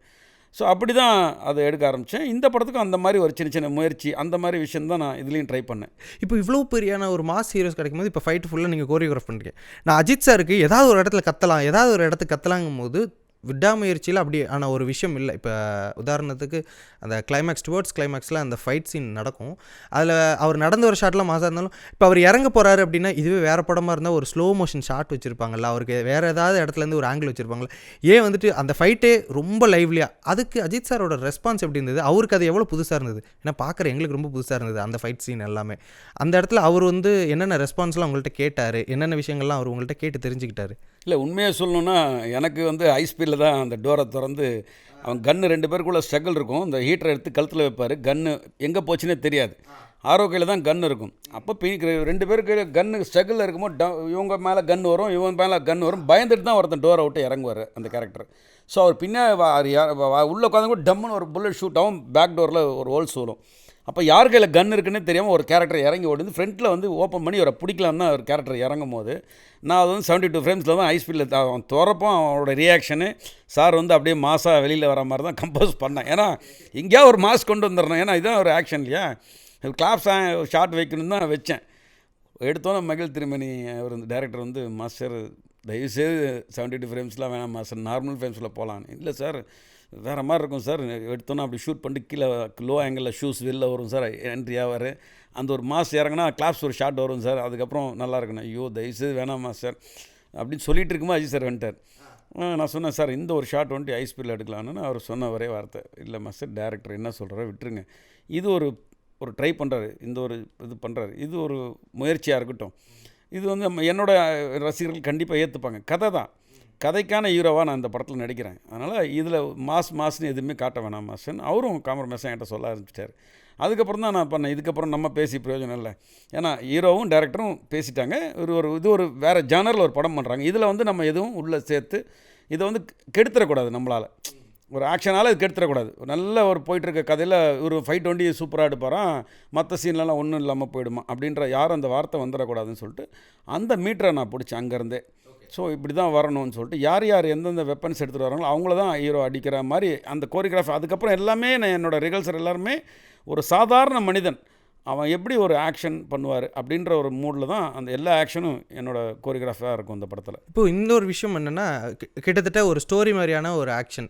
அதாவது அவங்க எடுத்துகிட்டு வர வெப்பன் வச்சுட்டே வந்து அடிக்கிறதா இருக்கட்டும், யாருமே வந்துட்டு ஹீரோ கையால் சாக மாட்டாங்க, அவங்கவுங்களே தான் செத்துப்பாங்க. அந்த மாதிரியான ஒரு விஷயமா இருக்கட்டும், அதை கம்போஸ் பண்ணுறது. தென் ஒரு புது ஆக்டரை வந்துட்டு நீங்கள் வந்துட்டு இயல்பாக அடிக்கிறான், அவன் ஒரு காமன் மேன், ஸோ இயல்பாக சண்டை போடுறான், அவனுக்கு வந்து அந்த ஃபைட் அந்த ஒரு விஷயம்லாம் தெரியாது. அப்படிங்கும்போது ஒரு புதுசான ஒரு ஆக்டருக்கு அப்படி நம்ம கம்போஸ் பண்ணுறது ஈஸி. இவ்வளோ பெரிய ஒரு ஸ்டார் எடுத்துகிட்டு வந்து அதை கம்போஸ் பண்ணி கன்வின்ஸ் பண்ணுறது ரொம்ப ரொம்ப இதற்கான ஃபீட்பேக்ஸ் உங்கள்கிட்ட இருந்து சினிமா வட்டாரங்கள்லேருந்து எப்படியெல்லாம் வந்துச்சு? இல்லை, நான் சொல்லிட்டேனே, சார் ஒத்துக்கிட்டாரு. சார் தான் சொன்னதே, இந்த படம் வந்து டேரக்டர் படமாக இருக்கட்டும் மாஸ்டர், அவரோட ஏன்னா அந்த மீட்டர்லேயே போயிடுங்க, நீங்கள் எதுவும் எக்ஸ்ட்ரா வச்சிடாதீங்க, என்னோடய ரசிகர் கண்டிப்பாக இந்த படம் பிடிக்கும். ஏன்னா நான் வந்து பண்ணாத ஒரு விஷயத்த பண்ணுறேன், அது புதுசாக இருக்கும் எனக்கு. அதனால் எவ்வளோ படங்கள் நம்ம ஆக்ஷன் படம் பண்ணிட்டோம், நிறைய நடந்து வந்திருக்கேன், நிறைய ஆக்ஷன் படம் நைஸ் ஸ்பீடில் எவ்வளோ ஷார்ட்ஸ் பண்ணிட்டோம் நம்ம, இது ஏன் பண்ணக்கூடாது அப்படின்னு சொல்லி ஒரு கேள்விக்குறியோடு தான் அந்த பண்ணது நான். அதுக்கப்புறம் படம் ரிலீஸ் ஆனதுக்கப்புறம் நிறைய விமர்சனங்களை பார்த்தேன், நிறைய விஷயங்கள் பேச ஆரம்பித்தாங்க. ரசிகர்களே வந்து வா மூமெண்ட் இல்லையே, கத்துற மாதிரி இடம் இல்லையே எங்களுக்கு ஒன்று நிறைய பேர் பேசுகிறாங்க. சில லேடிஸ் எங்கள் வீட்டிலேருந்து போனவங்களாக இருக்கட்டும், எங்கள் ஃப்ளாட்ஸில் நிறைய பேர் இருக்காங்க, அவங்களா இருக்கட்டும், நான் சந்தித்த நிறைய லேடிஸ், ஆனால் தேட்டர்லேருந்து வெளில வந்து நிறைய லேடிஸை கை கொடுக்கும்போது அவங்களும் சொன்னாங்க, இன்றைக்குமே ஒரு ஃபேமிலி ஆடியன்ஸுக்கு வந்து ஒரு ஆக்ஷன் பிடிச்சிருச்சுனாலே, இப்போ அஜித் சார் மாதிரி நிறைய ரசிகர்களுக்கு நிறைய ஆக்ஷன் கொடுத்துட்டாரு. அதெல்லாம் வந்து இல்லை, ஒரு பெண்கள் வந்து ஒரு ஆக்ஷனை விரும்புகிறது பெரிய விஷயம். ஏன்னா வன்முறையை விரும்பாதவர்கள் அவங்களுக்கு ஒரு ஆக்ஷன் பிடிச்சதாலே அந்த படம் ஜெயிச்சிருச்சு. தான் மனைவிக்காக ஒருத்தன் வந்து எக்ஸ்ட்ரீம் போனாவும் ரெடியாக இருப்பான் இல்லையா, ஸோ அதுக்கான ஒரு விஷயத்துக்கான ஒரு ஆக்ஷனாக இருக்கிறதால எல்லாருமே பாராட்டப்பட்டாங்க. ஸோ ஒரு பக்கம் எனக்கு மாசு இல்லை, ரசிகர்களால் நான் வந்து பேசப்படலைன்னு ஒரு பக்கம் இருந்தால் கூட சில பேர் வந்து ரொம்ப கை கொடுத்து ரொம்ப அருமையான ஒரு ஆக்ஷனாக இருக்குது, எனக்கு ரொம்ப பிடிச்சிருக்கு, ஒரு காமன் மேனை எப்படி ஒரு ஆக்ஷன் பண்ணுவான் அந்த அளவுக்கு ஃபீல் பண்ணியிருக்கீங்க, வெரி நைஸ் கம்போசிங், நிறைய பேர் பாராட்டினாங்க. அதுவும் மலையாளத்துலேருந்து நிறைய டேரக்டர்ஸ் எனக்கு ஃபோன் பண்ணி மலையாள படங்கள் மாதிரி இங்கே தமிழுக்கு எடுத்துகிட்டு வந்துட்டீங்களே மாஸ்டர்னாங்க. ஏன்னா அவங்க சொல்லுவாங்க, நீங்கள் தமிழ் படம் மாதிரி இங்கே ஆக்ஷன் வச்சிடக்கூடாது, தெலுங்கு படம் மாதிரி இங்கே ஆக்ஷன் வரக்கூடாதுன்னு அங்கே ஒரு மீட்டர் இருந்துகிட்டே என்னை ஃபாலோ பண்ணிட்டுருப்பாங்க. நானும் அவங்க அதுக்கேற்ற மாதிரி தான் அங்கே பண்ணுவேன். ஒரு சின்ன ஒரு ஸ்டைல் பண்ணால் கூட துல்கர் சல்மான் சொல்லுவார், மாதம் தயசு, ஆனால் இங்கே திட்டுவாங்க மாஸ்டர் நம்மளை, இதுதான் மாஸ்டர் எங்களோட இது, இந்த லெவல்லே ஃபைட் பண்ணணும்னு ஒரு ஹீரோவும் அங்கே சொல்லுவாங்க. அந்த ஸ்டைலிஷாக இருக்கட்டும், அந்த மாதிரி பில்டப் இருக்கக்கூடாது, அப்படி தான் சொல்லுவாங்க. ஸ்டைலிஷ் இருக்கலாம், ஆக்ஷனில் ஒரு வெறி இருக்கலாம், பட் அந்த பில்டப் வேணான்னு ஃபீல் பண்ணுவாங்க. ஆனால் இங்கே அதே மாதிரி அந்த ஒரு டேரக்டர்ஸ்லாம் ஃபோன் பண்ணி நல்லா இருக்குது ஆக்ஷனு, உங்களுக்கு உண்மையிலே அஜித் சாரை வச்சு நீட்டாக பண்ணியிருக்கீங்க ஆக்ஷனு அப்படின்னு பாராட்டினாங்க. ஸோ அதுவும் ஒரு பக்கம் சந்தோஷமாக இருந்துச்சு, ஒரு பக்கம் வருத்தம், ஒரு பக்கம் சந்தோஷம், ரெண்டுமே இருந்துச்சு இந்த படத்தில் எனக்கு. இப்போது உங்களுக்கு ஒரு தாகம் இருந்திருக்கும், ஓகே அஜித் சார் மாதிரியான ஒரு ஹீரோ கிடச்சி, ஓகே இந்த மாதிரியான ஒரு ஸ்டண்ட் சீக்வன்ஸ் எல்லாமே கொஞ்சம் சட்டிலாக பண்ணுறமே அப்படின்ற அந்த ஒரு விஷயம் இருக்கும்போது, அப்படியே அடுத்த செட் போனால் டக்குன்னு ஜிபியூவில் வந்துட்டு வேறு மாதிரியான ஒரு படமாக அது வந்துட்டுருக்கு அப்படின்ற மாதிரி கேள்விப்படுறோம். அதில் ஒர்க் பண்ணும்போது அஜித் சார் என்னென்னலாம் சொன்னார், ஓகே இதில் நீங்கள் எல்லாத்தையும் வச்சுக்கோங்க அப்படின்ற மாதிரி சொல்லிட்டாரா? இல்லை அவர் அதெல்லாம் சொல்லவே மாட்டார். அவர் நான் கம்போஸ் பண்ணி வச்சுப்பேன் தான் சொன்னேன் இல்லையா, பார்க்கக்கூட மாட்டார். நான் டேரக்டரை திருப்திப்படுத்துவேன், அதை எதுக்கு கம்போஸ் பண்ணுறேன்னா என்னோடய ஆக்ஷன் ஃபைட்டர்ஸோட என்ன பண்ண போகிறாங்கன்ற எனக்கு தெளிவுபடுத்திடுவாங்க. அதை நான் வந்து டேரக்டருக்கு காட்டிடுவேன்.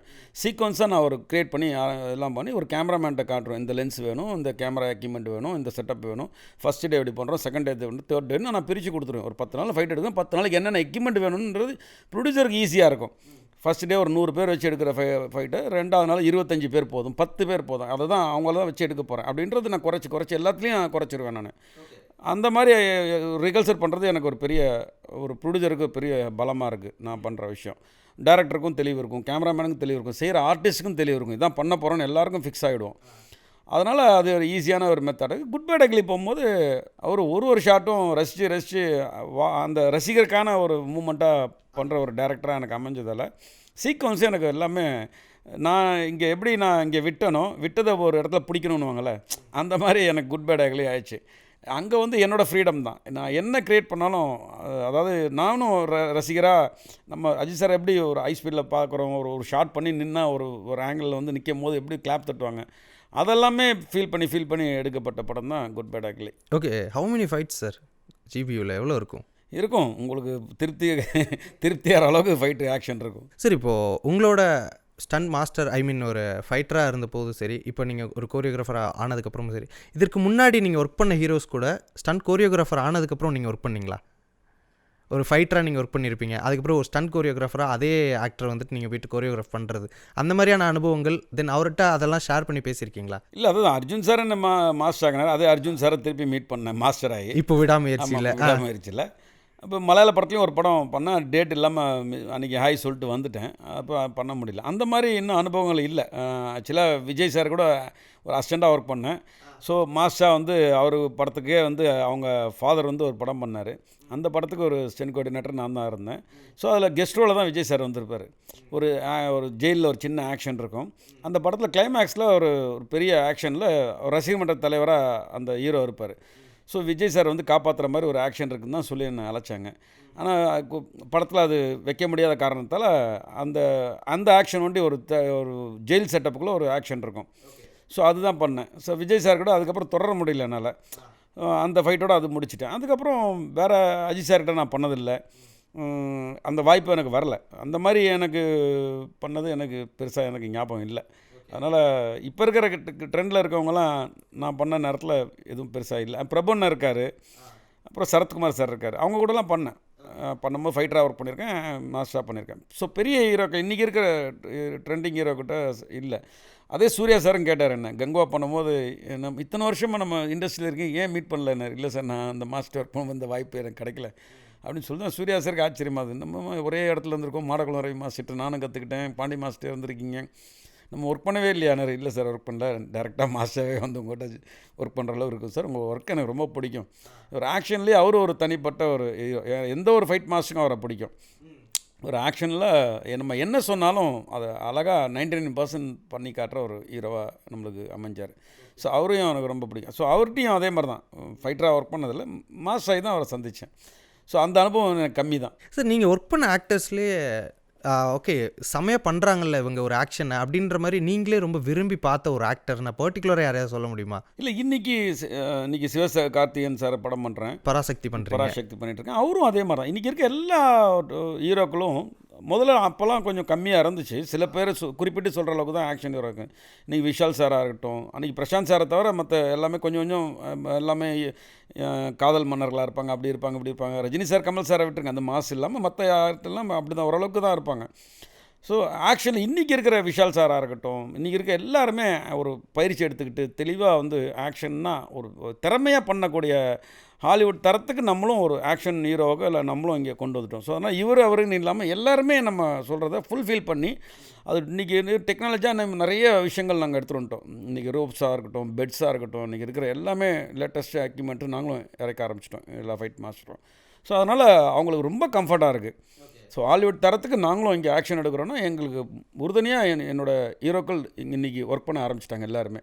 சார், இப்போது ஆக்ஷனில் இருக்க ஒரு டெக்னிக்ஸ், இப்போது நீங்கள் முன்னே பேசிகிட்டு இருந்தீங்க, அதாவது வந்துட்டு நான் வந்துட்டு பைக்கில் பின்னாடி உட்காந்துருக்க ஒரு அந்த செகண்டரி ஒரு ஃபைட்டராக போயிருக்கேன் அப்படி இருக்குது அப்படின்னு. எனக்கு டிஷ்யூம் படம் பார்க்கும்போது ஆச்சரியமாக இருக்கும், ஓ ஃபைட்டர்ஸ் வந்து இவ்வளோ விஷயங்களை கோ த்ரூ பண்ணுறாங்க அப்படின்றது. இன்னுமே நிறைய பேருக்கு தெரியறதில்ல fight masters and stunt choreographers இந்தந்த விஷயங்கள் எல்லாத்தையுமே பண்ணுறாங்க அப்படின்றது. இன்னுமே நீங்களாம் தெரிஞ்சுக்கணும் அப்படின்னு சொல்லிட்டு நீங்கள் சொல்கிற விஷயங்கள் ஏதாவது இருக்கா? நிறைய ஹிட்டனாக இருக்கும்ல, நிறைய ஆடியன்ஸ்க்கு தெரியாத விஷயங்கள்லாம் என்னென்ன விஷயங்கள்லாம் இருக்குது? முதல்ல வந்து எங்களுக்கு ஒரு அங்கீகாரமே ரொம்ப கம்மியாக தான் இருந்துச்சு. ஒரு நடிகர்னால் ஒரு ஆக்ஷன் வந்து ஃபைட் பண்ணுவாங்க, ஃபைட் பண்ணதுக்கப்புறம் நம்ம அவ்வளோதான்ற மாதிரி இருந்துச்சு. அது காலப்போக்கில் எங்களுக்கு ஒரு நேஷ்னல் அவார்டே எங்களுக்கு இல்லாமல் இருந்துச்சு, அதே அங்கீகாரம் இல்லாமல் இருந்துச்சு. அப்போ நான் ஒரு ஸ்டண்ட் யூனியன் தலைவராக வந்ததுக்கப்புறம் தான் எனக்கு ரொம்ப ஆதங்கமாக இருக்கும். நான் மலையாளத்தில் போனால் கூட நிறைய பேரை கேட்பேன், நிறைய விருதுகள் கொடுக்குறீங்க, மலையாளத்தில் வந்து ஒரு ஸ்டண்ட் இயக்குனர் விருதே இல்லையே அப்படின்னு சொல்லிட்டு லாலேட்டா கிட்ட ஒரு லெட்டர் கொடுத்தேன். அவர் தான் எங்கள் அம்மா யூனியன் தலைவராக இருந்தார். ஸோ லெட்டர் கொடுத்தேன், எனக்கு கிடைக்கணும் இல்லை, யாராவது ஒரு ஃபைட் மாஸ்டர் கிடைக்கலாம்ல சார், எல்லோரும் ஃபைட் எடுக்கிறோம்ல, கண்டிப்பாக ஓகே தான் மாஸ்டர்னு சொல்லி. ஏன்னா அங்கே ஒரு ஸ்டண்ட் யூனியன் இல்லை, அதனால் அவங்க இது நிராகரிக்கப்பட்டாங்களா என்னன்னு தெரியல. அதுக்கப்புறம் நான் கொடுத்ததுக்கப்புறம் முயற்சி எடுத்து பண்ணுறேன்னு சொல்லி இன்னும் போயிட்டுருக்குங்க. அப்படி நான் ஒரு தலைவராக இருக்கும்போது ஏன் நம்ம ஸ்டண்ட்டு நடிகர்களுக்கு ஏன் இவ்வளோ இதாக இருக்குது, ரொம்ப ஒரு இன்சூரன்ஸ் தெளிவான இன்சூரன்ஸ் இல்லை, அடிப்பட்டால் எந்த ஒரு இதுவும் இல்லைன்னு சொல்லும்போது நான் தலைவராக இருந்ததுக்கப்புறம் எல்லாமே அதை ஒழுங்குபடுத்த ஆரம்பித்தேன். நம்ம என்னென்ன பண்ணணும்னு ஒரு முயற்சி எடுத்தேன். அப்படி எடுத்தது போது தான் நம்ம விஜய் சேதுபதி சார்கிட்ட போய் நான் இன்சூரன்ஸ் எங்களுக்கு, ஏன்னா எங்களுக்கு சூர்யா சார் மாதம் வருஷம் எங்களுக்கு 5 லட்ச ரூபா கொடுத்துட்டே இருப்பார் இன்சூரன்ஸ்க்காக. அப்போ அந்த 5 லட்சமே எங்களுக்கு போதாது. நாங்கள் இன்சூரன்ஸ் எடுத்து எல்லாம் ப்ரைவேட் இன்சூரன்ஸ் போனோம், லோக்கல் இன்சூரன்ஸ் எடுத்து ப்ரைவேட் இன்சூரன்ஸ் போனால் எங்களுக்கு 40 lakhs கேட்டாங்க. ஸோ ஃபஸ்ட்டு வருஷம் சூர்யா சார் கொடுத்த காசை வச்சுட்டு 25 lakhs sir first time 25 lakhs ஒன்று கொடுத்தாங்க. அப்போ 5 lakhs எடுத்துகிட்டு நம்ம 20 lakhs எங்கள் யூனியன்லேருந்து எடுத்து போட்டு பண்ணிட்டோம். அந்த வருடத்தில் பார்த்தா நிறைய பேருக்கு அடிப்பட ஆரம்பிச்சிச்சு. அந்த இன்சூரன்ஸ் எடுத்தோம், நிறைய பேருக்கு அடிப்பட ஆரம்பிச்சு. ஆனால் அது எங்களுக்கு பெரிய ஹெல்ப்பாக இருந்துச்சு, ரொம்ப சந்தோஷமாக இருந்துச்சு. இந்த ஒரு 25 lakhs போட்டதால் நம்மளுக்கு ஃபைட்டர்ஸுக்கு நிறைய பேருக்கு ஆபத்து ஆச்சு. இந்த வருஷம் எல்லாமே திருப்தி ஆச்சுன்னு நினைக்கும் போது தான் அந்த வருஷம் எண்டில் எங்களுக்கு திருப்பியும் லிஸ்ட் வரும்போது தான் போட்டாங்க, நீங்கள் 40 லட்சம் ரூபாய்க்கு மேலே கிளைம் பண்ணியிருக்கீங்க, இன்சூரன்ஸ் வந்து லாபத்துக்கு தான் நாங்கள் இயங்குறோமே தவிர லாஸுக்கு இயங்கலை அப்படின்னு சொல்லிட்டு 60 லட்ச ரூபா கொடுத்துட்டாங்க. ஸோ அந்த வருஷம் ப்ரீமியம் வந்து அதிகமாகிடுச்சு இம்மீடியட்டாக. ஸோ 60 லட்ச ரூபாய்க்கு நாங்கள் எங்கே போகிறதுன்னு நான் ரொம்ப கஷ்டத்தில் இப்போ, ஏன்னா ஒரு வருஷம் நான் எடுத்துட்டேன், அடுத்த வருஷம் எங்கே போகிறதுன்னு ரொம்ப ஃபீலாக இருக்கும்போது அப்போ விஜய் சேதுபதி சார் எங்கள் யூனியனோட 50 ஆண்டு விழா வரும்போது நான் சொன்னேன், இந்த மாதிரி சார் இது மாதிரி இன்சூரன்ஸ் எங்களுக்கு இல்லாமல் இருக்குது சார், இன்னும் கண்டிப்பாக நான் உதவி பண்ணுறேன் மாதம், என்ன பண்ணணுன்னாரு. நான் வந்து கேட்குறேன் சார் ஃப்ரீ டைம்லன்னு சொன்னேன். சரின்னு சொல்லிட்டு ஒரு ஏவிஎம்மில் ஒரு நாள் வர வச்சார். நான் போனேன், யூனியன் நிர்வாகிகள் சார்பாக நானும் எல்லோரும் கூப்பிட்டு போனேன். அப்போ போய் கேட்கும்போது என்ன வேணும் மாஸ்டர்னாரு. சார் போன வருஷம் 25 lakhs ஆச்சு, இந்த வருஷம் நாங்கள் ஒரு 25 அதே ரெடி பண்ணிடுறோம், எக்ஸ்ட்ரா ஒரு 60 லட்ச ரூபான்றது எக்ஸ்ட்ரா காசு தேவைப்படுது சார், எவ்வளோ தேவைப்படுனா ஒரு 40 லட்சம் தேவைப்படுது சார், நான் தரேன் மாஸ்டர்னு சொல்லிட்டாரு. ஸோ 40 lakhs தரேன் அப்படின்னு சொன்னோன்னா அவங்களுக்கு சந்தோஷமாகிடுச்சு. எல்லா நிர்வாகிகளும் ரொம்ப சந்தோஷப்பட்டாங்க. ஓகேன்னு ஒரு 1 வீக் அப்புறம் வாங்க, ஒரு படம் ஒரு ப்ரொடக்ஷன் போயிட்டு இருந்துச்சு அவரது. ஒரு 1 வீக் அப்புறம் வாங்க மாஸ்டர் கொடுக்குறேன்னாரு. சரி 1 வீக் அப்புறம் நான் போகலான்னு சொல்லிட்டு ஃபோன் பண்ணேன் ஒரு நாள், இது மாதிரி இருக்கேன், அதே ஏவிஎம்மில் டப்பிங்கில் தான் இருக்கேன், வாங்க மாஸ்டர் போனேன். ஓகேன்னு சரி மாஸ்டர் இந்த வருஷம் நான் 40 லட்ச ரூபா கொடுத்துட்றேன், அடுத்த வருஷம் என்ன பண்ண போகிறீங்கன்னாரு. அப்போ அந்த கேள்விக்கு எனக்கு பதிலே இல்லை. வருஷம் நீங்கள் எல்லோரும் எதிர்பார்த்துட்டே இருப்பீங்களா, எப்படி அது எனக்கு புரியல, இதுக்கு ஏன் எடுக்க மாட்டீங்கன்னா எனக்கு ஒன்றுமே புரியல சார், கவர்மெண்ட்லேயும் நாங்கள் கேட்டுட்டோம், ஈசி எனக்கு இல்லைன்ட்டாங்க, அது மாதிரி பெப்சிலையும் நாங்கள் கோரிக்கை வச்சிட்டோம், இப்போ சில இடத்துலலாம் வந்து தெரிஞ்சு அடிப்படுற ஒரு ஆக்ஷன் ஃபைட்டர்ஸாக இருக்கிறதால இன்சூரன்ஸும் நிறைய ப்ரைவேட்டில் கொடுக்க மாட்றாங்க, நிறைய பேர் கொடுக்குறவங்க இவ்வளோ ப்ரீமியம் ஏற்றுறாங்க சார், இன்னும் பண்ண முடியலன்னு. சரி மாஸ்டர் இந்த வருஷம் நான் கொடுத்துருவோம், அடுத்தடுத்த வருஷங்களுக்கு என்ன பண்ண போகிறீங்க, அந்த கேள்வி எனக்கு அப்படியே ஓடிக்கிட்டே இருந்ததால் அந்த வருஷம் நாங்கள் பெருசாக எடுக்கலை. யூனியனில் போயிட்டு நாங்கள் பேசி அந்த வருஷம் இன்சூரன்ஸு இல்லாமல் கவர்மெண்ட்டில் கேட்கலான்னு சொல்லிட்டு பண்ணிட்டோம். அப்புறம் வந்து கலைஞர் இது அம்மா திட்டமா கலைஞர் திட்டமா அப்படி எங்களுக்கு ஒரு திட்டமே கொடுத்துருங்க. ஒரு 3 லட்சம் டு 5 லட்சத்து தான் எங்களுக்கு ஃபேவராக இருக்கும், அதில் பெருசாக ஒன்றும் இல்லை, இறந்தா 1 லட்சம் தான் கொடுக்குற மாதிரி இருந்துச்சு. ஸோ இதுக்கான கோரிக்கையை வச்சு நாங்கள் இன்னமும் போராடிட்டுருக்கோம். அது கூடிய சீக்கிரம் எங்கள் யூனியனுக்கு ஸ்டென் கலைஞர்கள் கிடைச்சா ரொம்ப சந்தோஷமாக இருக்கும்னு நினைக்கிறேன், அது ஒன்று. அப்புறம் நேஷ்னல் அவார்டுன்றது எங்களுக்கு கிடைக்காமையே இருந்துச்சு. இத்தனை வருஷம் இருக்கும்போது நேஷ்னல் அவார்டு ஏன் கிடைக்கலன்னு சொல்லும்போது அப்போ தான் வெங்கையா நாயுடு அவர்கள் அந்த பதவியில் இருக்கும்போது நாங்கள் வந்து ரஜினி சாரோட ஐஸ்வர்யா அவங்க மேடம்கிட்ட போய் நாங்கள் பேசும்போது அவங்க என்ன சொன்னாங்க, ஏன் உங்களுக்கு அவங்க எங்களோட யூனியனை வச்சு ஒரு ஷார்ட் ஃபிலிம் பண்ண வந்தாங்க, திலீப் சுப்ராயம் மாஸ்டர் மூலமாக கூப்பிட்டு எல்லாம் பேசி அப்போ சொன்னோம் இது மாதிரி எங்களுக்கு வரலன்னு, உடனே லெட்டர் ஒன்று கொடுங்க, நேஷ்னல் அவார்டு ஏன் உங்களுக்கு கிடைக்கல, இத்தனை வருஷமே கொடுக்கல, ஆக்ஷனை வந்து இருக்க ஆக்ஷனை வந்து எப்படி சொல்கிறது, வன்முறையை வந்து நீங்கள் போற்றுதல் இருக்கிறதால அது அவார்டாக நிர்ணயிக்கலைன்ற மாதிரி சொல்கிறாங்க சார் அப்படின்னு. இல்லை நீங்கள் ஒரு லெட்டர் கொடுங்கன்னு மேடம் கொடுத்தோம். இமீடியட்டாக அந்த லெட்டரை வெங்கையா நாயுடு அவர்களுக்கு மேடம் கொண்டு போய் கொடுத்து உடனே அந்த வருஷமே எங்களுக்கு ஓகே பண்ணி கொடுத்தாங்க.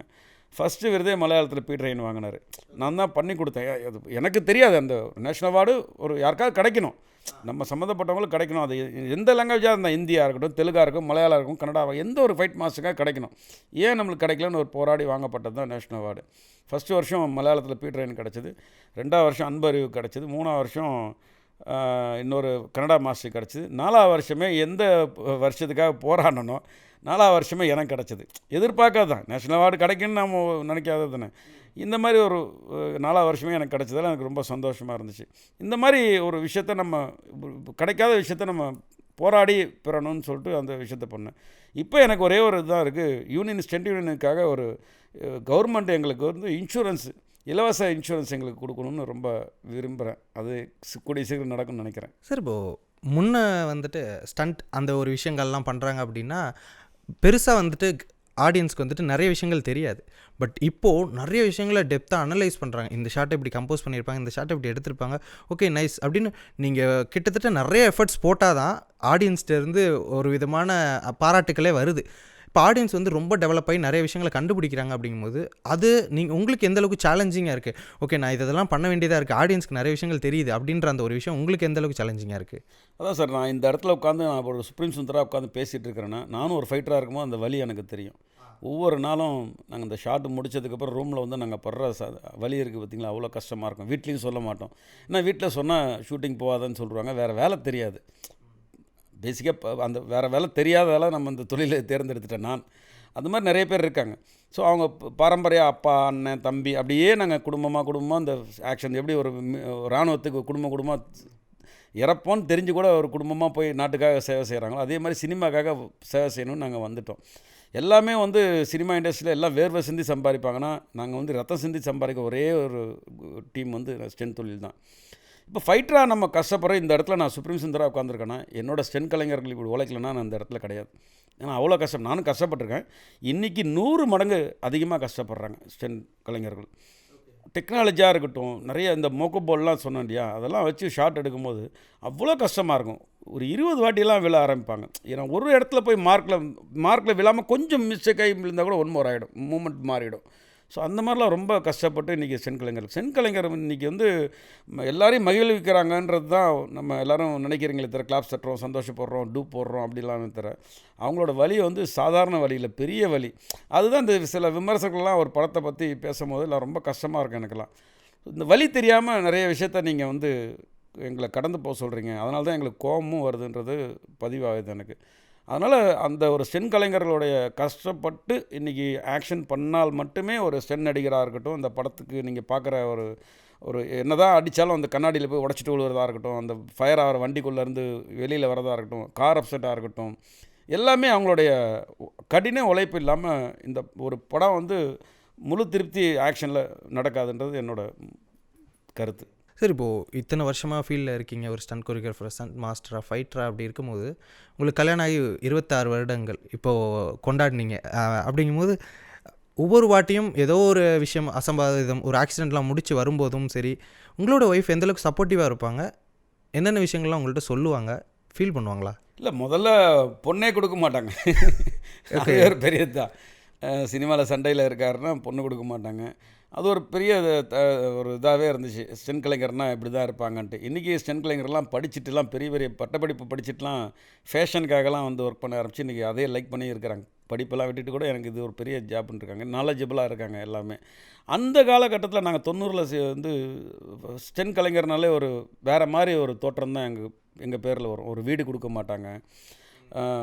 பெண்கள் கல்யாணத்துக்கெல்லாம் பொண்ணு பார்த்தா எங்கே இருக்கார் ஒர்க் பண்ணுறாருன்னா சினிமாலன்றதே பெரிய இது. அதில் சண்டைன்னா ஐயோ அப்படின்ற மாதிரி இருந்த காலகட்டம்லாம் இன்றைக்கும் இருக்குது. இன்றைக்கும் நிறைய என்னுடைய உதவியாளர்கள்லாம் சில பேருக்கு பொண்ணு பார்க்குறாங்க அப்படின்ற மாதிரிலாம் வருத்தம் இருக்குது. ஆனால் எல்லாருமே நல்ல பசங்க. அதுதான் எங்களுக்கு இது ஆச்சரியமாக இருக்கும்.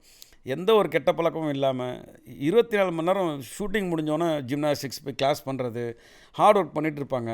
தெளிவாக இருக்க இவ்வளோ அழகாக இருக்க பசங்களுக்கே பொண்ணு இன்றைக்கி பயப்படுறாங்க ஆக்ஷன். ஏன்னா இந்த நேரத்தில் என்ன நடக்கும்னு அவங்களுக்கு தெரியாது. அந்த மாதிரி ஒரு பாயிண்ட் ஆஃப் வியூவில் பயப்படுறாங்க. அதே மாதிரி இன்றைக்கி இருக்கிற நிலைமையும் அப்படி தான் இருக்குது. ஆக்ஷனில் இருக்கிற ஏன்னா ரிஸ்க்கான ஒரு தொழில் தானே எங்களுது. ஸோ அதுலேயும் எங்களுக்கு ரொம்ப பாதிப்பும் அதிகமாக இருக்குது. பட் இருந்தாலும் அதெல்லாம் தாண்டி இன்றைக்கி இருக்கிற ஜென்ரேஷன் நாங்கள் வந்து ஒரு ஆக்ஷன் ஒரு ஸ்டென் கலைஞர்கள்லாம் கொஞ்சம் மேலே வந்துட்டுருக்குறோம். அப்போ எப்படி சார், அப்போ உங்களுக்கு பொண்ணு பார்க்கும்போது என்னென்ன விஷயங்கள், லவ் மேரேஜ் சார்? ஆமாம்மா, அதான் லவ் பண்ணோம். அதுக்கப்புறம் பொண்ணு கொடுக்க மாட்டேன்ட்டாங்க. அதுக்கப்புறம் பேசி நாங்கள் அந்த ஊரில் நம்ம தேனாம்பட்டில் நாங்கள் வளர்ந்ததால் அதனால் சரி எங்களோட பரம்பரையை அவங்களுக்கு தெரியும். ஸோ என் ஒய்ஃபுக்கு என்றைக்காவது நம்ம சினிமாவில் இப்படி வருவேன்னு அவங்களுக்கு தெரியாது. சினிமாவில் இருக்கார், என்னை காப்பாற்றுவார்னு நினச்சி தான் அவங்க கல்யாணம் பண்ணாங்க. அதுக்கப்புறம் நிறைய ஸ்ட்ரகிள் வாழ்க்கைப்பட்டோம். அதுக்கப்புறம் நான் மாஸ்டர் ஆனோன்னா, மாஸ்டர் ஆகிறதுன்னு சாதாரணம் இல்லை. ஒரு மாஸ்டர் ஆகிட்டா படம் கிடைக்கிறதே ஒரு பெரிய விஷயம். படம் கிடச்சி ஜெயிக்கணும். ஜெயித்ததுக்கப்புறம் எங்கள் யூனியனில் எப்படின்னா, ஒரு மாஸ்டர் ஆனால் திருப்பி ஃபைட்டர் ஆக முடியாது. ஸோ மாஸ்டர் கேட்டகரியிலேயே நாங்கள் தொடரணும். டெய்லி நான் வண்டி எடுத்து பெட்ரோல் போடணும், கம்பெனியாக ஏறணும். அந்த படம் எனக்கு கமிட்டாகி வர வரைக்கும் பல நாட்கள் ஆகும். அது வரைக்கும் சர்வே பண்ணுறதுக்கு பெரிய கஷ்டமாக இருக்கலாம். என்னோடய மனைவியெல்லாம் வேலைக்கு போக ஆரம்பித்தாங்க. வேலைக்கு போய் என்னை சர்வே பண்ண ஆரம்பித்தாங்க. அதுக்கப்புறம் நம்ம ஜெயிப்போன்னு அவங்களுக்கு ஒரு நம்பிக்கை இருந்துச்சு. என்றைக்கா ஒரு நாள் ஒரு ஆக்ஷன் டைரக்டராக பெரிய ஆளாக வருவாருன்னு அவங்களுக்கு நம்பிக்கை வேண்டி அவங்களுக்கு விடலை. நானும் அதே சொல்லிகிட்டே இருப்பேன். ஒரு நாள் இல்லைன்னா ஒரு நாள் நான் ஜெயிப்பேன்னு சொல்லிட்டு இருப்பேன். அந்த வார்த்தை வந்து 2005 தான் நான் மாஸ்டர் ஆனேன். 2017க்கு மேலே தான் நான் 148 படங்களுக்கு மேலே தமிழில் ஒர்க் பண்ணால் கூட, பெரிய பெரிய படங்கள் நான் பண்ணால் கூட, அதுக்கப்புறம் எனக்கு அந்த ஒரு கேட்டகரிக்கான ஒரு ஃபைட் மாஸ்டருக்கு எனக்கு வரல. அதுக்கப்புறம் நான் மலையாளத்துக்கு விஜய் மில்டன் சார் படம் அந்த கோலி சோடா 2 பண்ணும்போது அங்கே அந்த படத்துக்கு செம்பன் வினோத்னு ஒருத்தர் வந்தார் மலையாளத்தில் வந்து. அவர் தான் என்னை கூப்பிட்டு போய் மலையாளத்தில் அறிமுகப்படுத்தினார். அப்புறம் மலையாளத்தில் என்னோடய படங்கள் நீங்கள் கேள்விப்பட்டிருக்கீங்க, வரதனாக இருக்கட்டும், பீஷ்மபுரமாக இருக்கட்டும், என்னோடய படங்கள்லாம் சக்ஸஸ் ஆச்சு. நான் பண்ண கோரியோகிராஃபெல்லாம் புதுசு புதுசாக அவங்களுக்கு கொடுக்க ஆரம்பித்தேன் நான். ஸோ எனக்கு ஒரு பெரிய அங்கே ஒரு சப்போர்ட் இருந்தது. அதனால தான் அப்படி வந்து இன்றைக்கி அங்கே வந்து தள்ளுமாலா பண்ணி, தள்ளுமாலா வந்து அனிமன் ஆகி, அனிமல்லேருந்து இன்றைக்கி தெலுங்கில் இன்றைக்கி நம்பர் 1 ஃபைட் மாஸ்டரில் நானும் ஒருத்தராக இருக்கிறேன்றது பெருமையாக இருக்குது. எல்லாமே எனக்கு வீட்டு சப்போர்ட் தான், லேடிஸ் சப்போர்ட். அதே மாதிரி எங்கள் யூனியனில் இருக்க அத்தனை ஒரு செண்கலைஞர்களுக்கும் அவங்களுடைய துணைவியார் வந்து ரொம்ப சப்போர்ட்டாக இருப்பாங்க, ரொம்ப பாசமாக இருப்பாங்க. ரொம்ப சில பேர் வீட்டிலலாம் போய் பார்த்தா ரொம்ப அன்பாக இருப்பாங்க. அவங்கெல்லாம் வந்து ஷூட்டிங் போயிட்டு வந்து அவருக்கு சாப்பாடு ஊட்டி விடுற அளவுக்கெல்லாம் இருப்பாங்க. ஏன்னா அவ்வளோ கஷ்டப்பட்டு வராருன்னு சொல்லிட்டு இருப்பாங்க. அதெல்லாம் பார்க்கும்போது சந்தோஷமாக இருக்கும். ஒரு பக்கம் தான் சொன்னாங்க, வலியை நாங்கள் மறந்துடுவோம். வீட்டில் போய் வலியே சொல்ல மாட்டோம். இங்கே அடிபட்டிருக்கு, அங்கே அடிபட்டிருக்கு, எதுவுமே சொல்லாமல் எல்லாமே நாங்கள் வெளியில் தான். வீட்டை விட்டு வெளியில் வந்தால் தான் அந்த வலியை காட்டுறது. வீட்டுக்குள்ளே போனால் ஸ்கிப்பாக போகிறது. அப்படியே பழகிட்டோம். பட் சப்போர்ட் நான் இருக்கேன் அப்படின்னு சொல்கிறத தாண்டி அவங்க வேலைக்கு போயிட்டு உங்களை சப்போர்ட் பண்ணும்போது அந்த டைம்லாம் எப்படி சார் அந்த ஒரு ஃபினான்ஷியலாக அந்த விஷயத்தெல்லாம் எப்படி கடந்து வந்தீங்க? அந்த சமயத்துலலாம் வந்துட்டு எவ்வளோ சப்போர்ட்டிவாக இருந்தாங்க அவங்க? எவ்வளோ வருஷம் அவங்க வேலைக்கு போயிட்டு இருந்தாங்க சார்? அவங்க எனக்கு தெரிஞ்சு ஒரு 10 வருஷம் எனக்கு ஹெல்ப்பாக இருந்தாங்க. 2005லேருந்து மாஸ் ஆகி 2015 வரைக்குமே எனக்கு பெரிய சப்போர்ட்டாக இருந்தாங்க. ஸோ நம்ம ஒரு வருமானமே இல்லை எங்களுக்கு. அடுத்த நாள் என்னன்னே தெரியாது. அப்படியே நாங்கள் ஒர்க் பண்ணால் கூட அந்த காசு வரத்துக்குள்ளே ஒரு 5000 வரணுன்னா 7000 கடனாளியாக இருப்போம். ஸோ அந்த காசை கொடுத்து கடன் தான் கொடுக்குற மாதிரி தான் அந்த காலத்துலலாம் நாங்கள் என்னோடய ஒர்க்கெல்லாம் இருந்துச்சு. ஸோ அவங்க ரொம்ப எங்களுக்கு சப்போர்ட். உண்மையிலே மறக்க முடியாத விஷயந்தான். அவங்க வீட்டில் வந்து எனக்குன்னு இல்லை, என்ன மாதிரி பல ஃபைட் மாஸ்டருக்கு அவங்க மனைவியாக இருக்குது. ஏன்னா அந்த டென்ஷன் இருந்தால் நம்ம சினிமாவில் வந்து ஷைன் ஆக முடியாது. ஏன்னா வீட்டு டென்ஷனில் எடுத்துகிட்டு நம்ம அதுக்கப்புறம் வேறு கம்பெனி போய் தேட முடியாது, ஒருத்தர்கிட்ட பிகவினஸாக உட்காந்து பேச முடியாது, அதுக்கான ஓட முடியாது நம்மளால். ஸோ அங்கே நம்ம வீட்டில் நம்மளை ரிலாக்ஸாக அவங்க வந்து பரவாயில்ல நீ போ கஷ்டப்படு நான் பார்த்துக்கிறேன், கஞ்சோ கூலோ நம்ம இருக்கிறத வச்சு சாப்பிடுவோம், நம்ம அந்த ஒரு மனப்பான்மை இருக்கிற இடத்துல தான் நாங்கள் இருந்ததால், என்ன மாதிரி நிறைய பேர் இருக்கிறதால தான் இந்த அளவுக்கு நாங்கள்லாம் ஜெயிச்சிருக்கோம். What was your first salary sir? முதல் சம்பளம் என்ன ஞாபகம் இருக்கா? இருக்குது. முதல் சம்பளம் ஒரு 40 நாள் ஒர்க் இருக்கும், சேர்த்து 35,000 ரூபா. 40 நாளைக்கு சேர்த்து? ஆமாம். ஓகே. 35,000. Okay 10 sir. சார் இப்போது இங்கே தமிழ் சினிமா, மலையாள சினிமா, தெலுங்கு இதெல்லாம் தாண்டி பாலிவுட் அப்படிங்கிற அந்த ஒரு விஷயம் அப்போலேருந்தே ஒரு கிரேஸ் சார். நான் ஹிந்தியில் எப்படியாவது ஒரு படம் பண்ணிடணும், அது ஒரு ஆக்டராக இருந்தாலும் சரி, ஆக்ட்ரஸ், டெக்னீஷியன்ஸ் யாராக இருந்தாலும். அனிமல் நீங்கள் போயிட்டு ஒர்க் பண்ணும்போது உங்களுக்கான ரெஸ்பெக்ட் எப்படி இருந்தது அங்கே? சந்தீப் அக்கா சார் வந்து ஒரு ஒரு 4 ஃபைட் மாஸ்டரை பார்த்துட்டார் அந்த படத்துக்காகவே. ஏன்னா அவர் அதுக்கு முன்னாடி ஆக்ஷன் படம் பண்ணதில்லை, ரெண்டுமே லவ் சப்ஜெக்ட் தான் அவர் பண்ணியிருக்காரு. தமிழில் தெலுங்கில் பண்ணார், அது அப்படியே ஹிந்தியில் பண்ணியிருக்காரு. ஆமாம், 2 கபீர் சிங். அதனால் திருப்பி 3வது தான் இப்போ ஒரு படம் பண்ணுறாருன்னு, இது ஒரு ஆக்ஷன் படம். அவரை திருப்திப்படுத்துறதே பல ஃபைட் மாஸ்டர்களுக்கு முடியாமையே ஓடிட்டாங்க. அவரும் அதே மாதிரி யாருக்கிட்டையும் திருப்தி ஆகாமையே இருந்துட்டார். அப்படி இருக்கும்போது தான் அவரோட அசிஸ்டண்ட் வந்து ஒருத்தர் இருக்கார். அவர் வந்து தள்ளுமாலா படத்தை பார்த்துட்டு, சார் நீங்கள் நினைக்கிற ஒரு ஃபைட் மாஸ்டர் ஒருத்தர் இருக்கார், மலையாளத்தில் இருக்கார், அவர் உங்களுக்கு ஹாப்டாக இருப்பாருன்னு. ஏன்னா நிறைய பேர் இன்றைக்கே நான் மலையாள ஃபைட் மாஸ்டரே நினச்சிக்கிட்டாங்க. தமிழில் இவ்வளோ படங்கள் நான் கோலி சாடாவாரன், சென்னை 28, 10ன்றதுக்குள்ளே நிறைய படங்கள் நான் பண்ணால் கூட, வாயண்டி குடும்பத்தார், கோரிப்பாளையம், முத்துக்கு முத்தாக எவ்வளோ படங்கள் நான் காதலில் வேந்தேன் எல்லாம் பண்ணாலும் ABC கேட்டகரியிலேயே நான் ஓடிட்டு இருந்தேன். அந்த பியில் வர முடியல, ஏல வர முடியாமே ஓடிட்டு இருந்தேன். அப்போ எனக்கு மலையாள வாய்ப்பு கிடச்சி மலையாளத்தில் நம்பர் 1 ஆனதுக்கப்புறம் தான் இப்போது மலையாள ஃபைட் மாஸ்டர்னே நான் நினச்சிக்கிட்டாங்க நிறைய பேர்.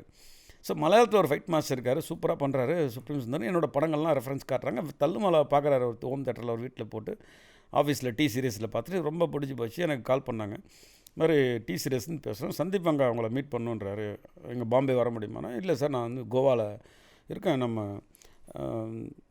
சூர்யா சார் படம் நடந்துட்டு கங்குவா போயிட்டுருக்கு சார், இது மாதிரி இருக்கேன்னு. இல்லை நாங்கள் வரட்டுமா கோவாவுக்கு? ஓகே சார் இந்த டேட்டு இருக்குது வர முடியுமான்னு அப்படி சொன்னோன்னு ஒரு 6 பேர் கிளம்பி வந்துட்டாங்க. வந்துட்டு அங்கே எங்கூட பேசியதுக்கப்புறம் சீக்வன்ஸ் சொல்ல ஆரம்பிச்சிட்டேன். சீக்வன்ஸ் சொல்லி நீங்கள் ஒரு ரிகல்சரை மாதிரி எனக்கு பண்ணி கொடுங்க மாஸ்டர், ஓகேனா நம்ம ஃபர்தராக ஃபாலோ பண்ணலான்னா. நானும் சொன்னேன் எனக்கும் அதான் சார் ஃபாலோ பண்ணுறேன், எனக்கு ரிகல்சர் இல்லாமல் ஃபைட் எடுக்க மாட்டேன், நான் ரிகல்சர் பண்ணி பண்ணுறேன்னு சொல்லி நான் ரிகல்சர் பண்ணி பாம்பேக்கு போய் எல்லாம் ரிகல்சர் பண்ணும்போது ரொம்ப பிடிச்சி போச்சு என்னோடய ஆக்ஷன் கோரியோகிராஃப் அவருக்கு. ஸோ டிஃப்ரெண்ட்டாக இருக்குது, நான் பார்க்காத ஒரு ஆக்ஷனாக இருக்குது மாஸ்டர்னு சொல்லி. நீங்கள் பார்த்துருப்பீங்க அனிமல் பண்ணும்போது. அப்போ ஹீரோ வந்து அறிமுகப்படுத்திக்கிறேன், ஹீரோவுக்கும் நம்ம பயிற்சி கொடுக்கணும் மாஸ்டர். அவரும் அம்மா சார் நான் சொன்னேன், அவர் இது வரைக்கும் ஆக்ஷன் பண்ணதே கிடையாது அவர். ஸோ அவருக்கு நம்ம பண்ணலான்னு சொல்லும்போது அப்போ தான் ஃபஸ்ட்டு அவரை மீட் பண்ணுறேன்.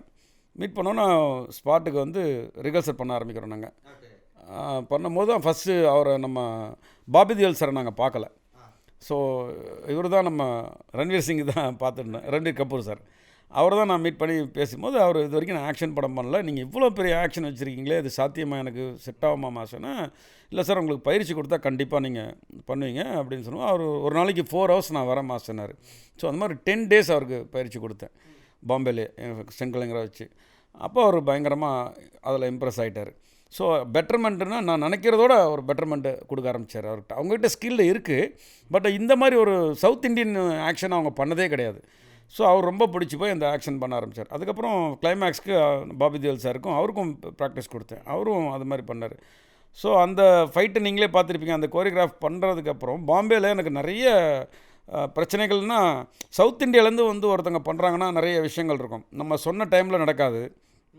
நம்ம இங்கே வந்து மலையாளம் படம் பண்ணிட்டோம், தமிழ் படம் பண்ணிட்டோம், 10 நாளில் இந்த ஆக்ஷன் முடிக்கணும்னு சொல்லிட்டு அதுக்காக காலில் சுடு தண்ணி ஊற்றி காலையில் 6 மணிக்கெலாம் ஃபஸ்ட் ஷாட்டுக்கு ரெடி ஆயிடுவோம். அங்கே 9 மணிக்கு தான் எல்லாம் அசம்பிள் ஆவாங்க, 11 மணிக்கு தான் ஃபஸ்ட் ஷாட் எடுப்பாங்க. ஸோ அந்த ஒரு வந்து கஷ்டம்தான் எனக்கு இருந்துச்சே தவிர மற்றபடி எதுவுமே இல்லை. லேட்டாக எடுப்பாங்க, லேட்டாக ஷாட் ஆரம்பிப்பாங்க. ஈவினிங் 6 மணிக்குன்னா 5 மணிக்கே போதுன்ற மாதிரி முடிவெடுத்துருவாங்க.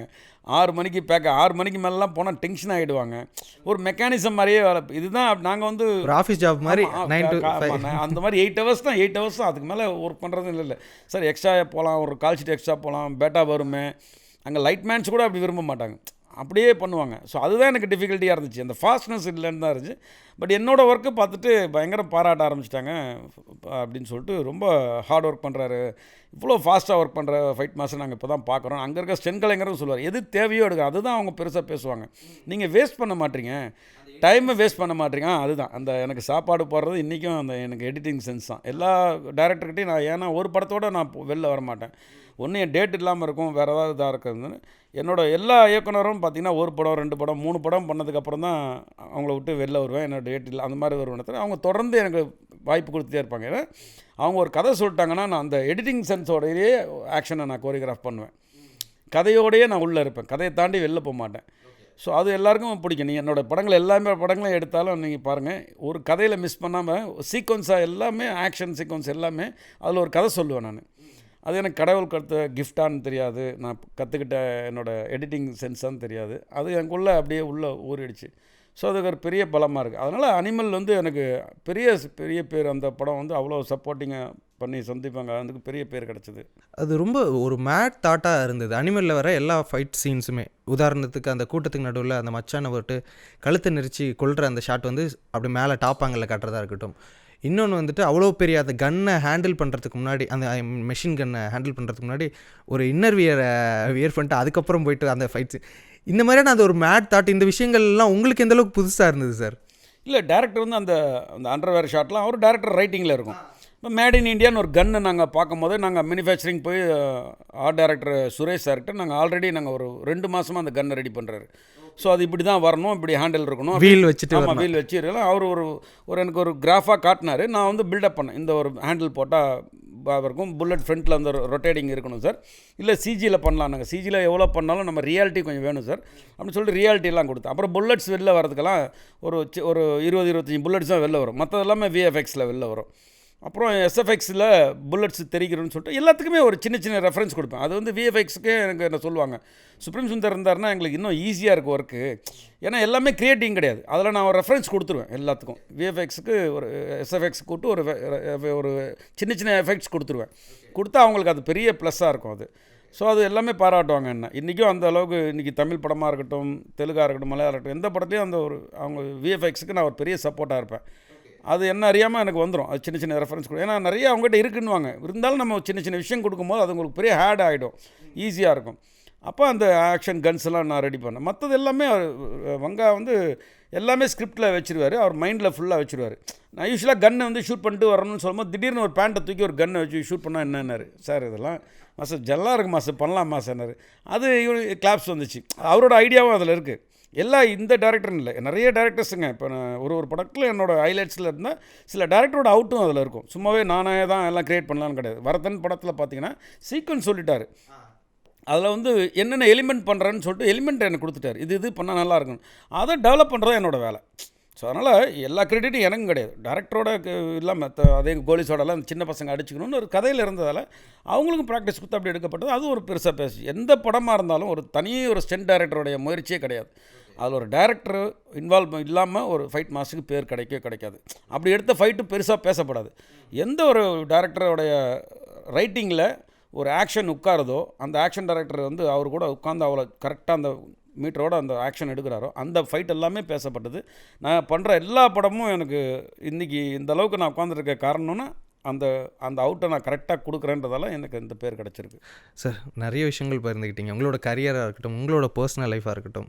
Thank you so much for your time sir. Thank you so much. Thank you sir. Thank you. Iron சத்து தலைமுடி உதிர்தலை தடுக்கும் மிதமான சூடு பாலில் கலந்து பருகலாம். லயன் டேட் சிரப் தினமும் 2 ஸ்பூன். சம்மர் ஹாலிடேஸ் வந்தாச்சு, நம்ம ஜிடி ஹாலிடேஸும் வந்தாச்சு. GT holidays, South India's #1 travel brand. Charles Group presents Startup Singham. Watch every Sunday from 11:30 a.m. on Star Vijay TV and Hotstar.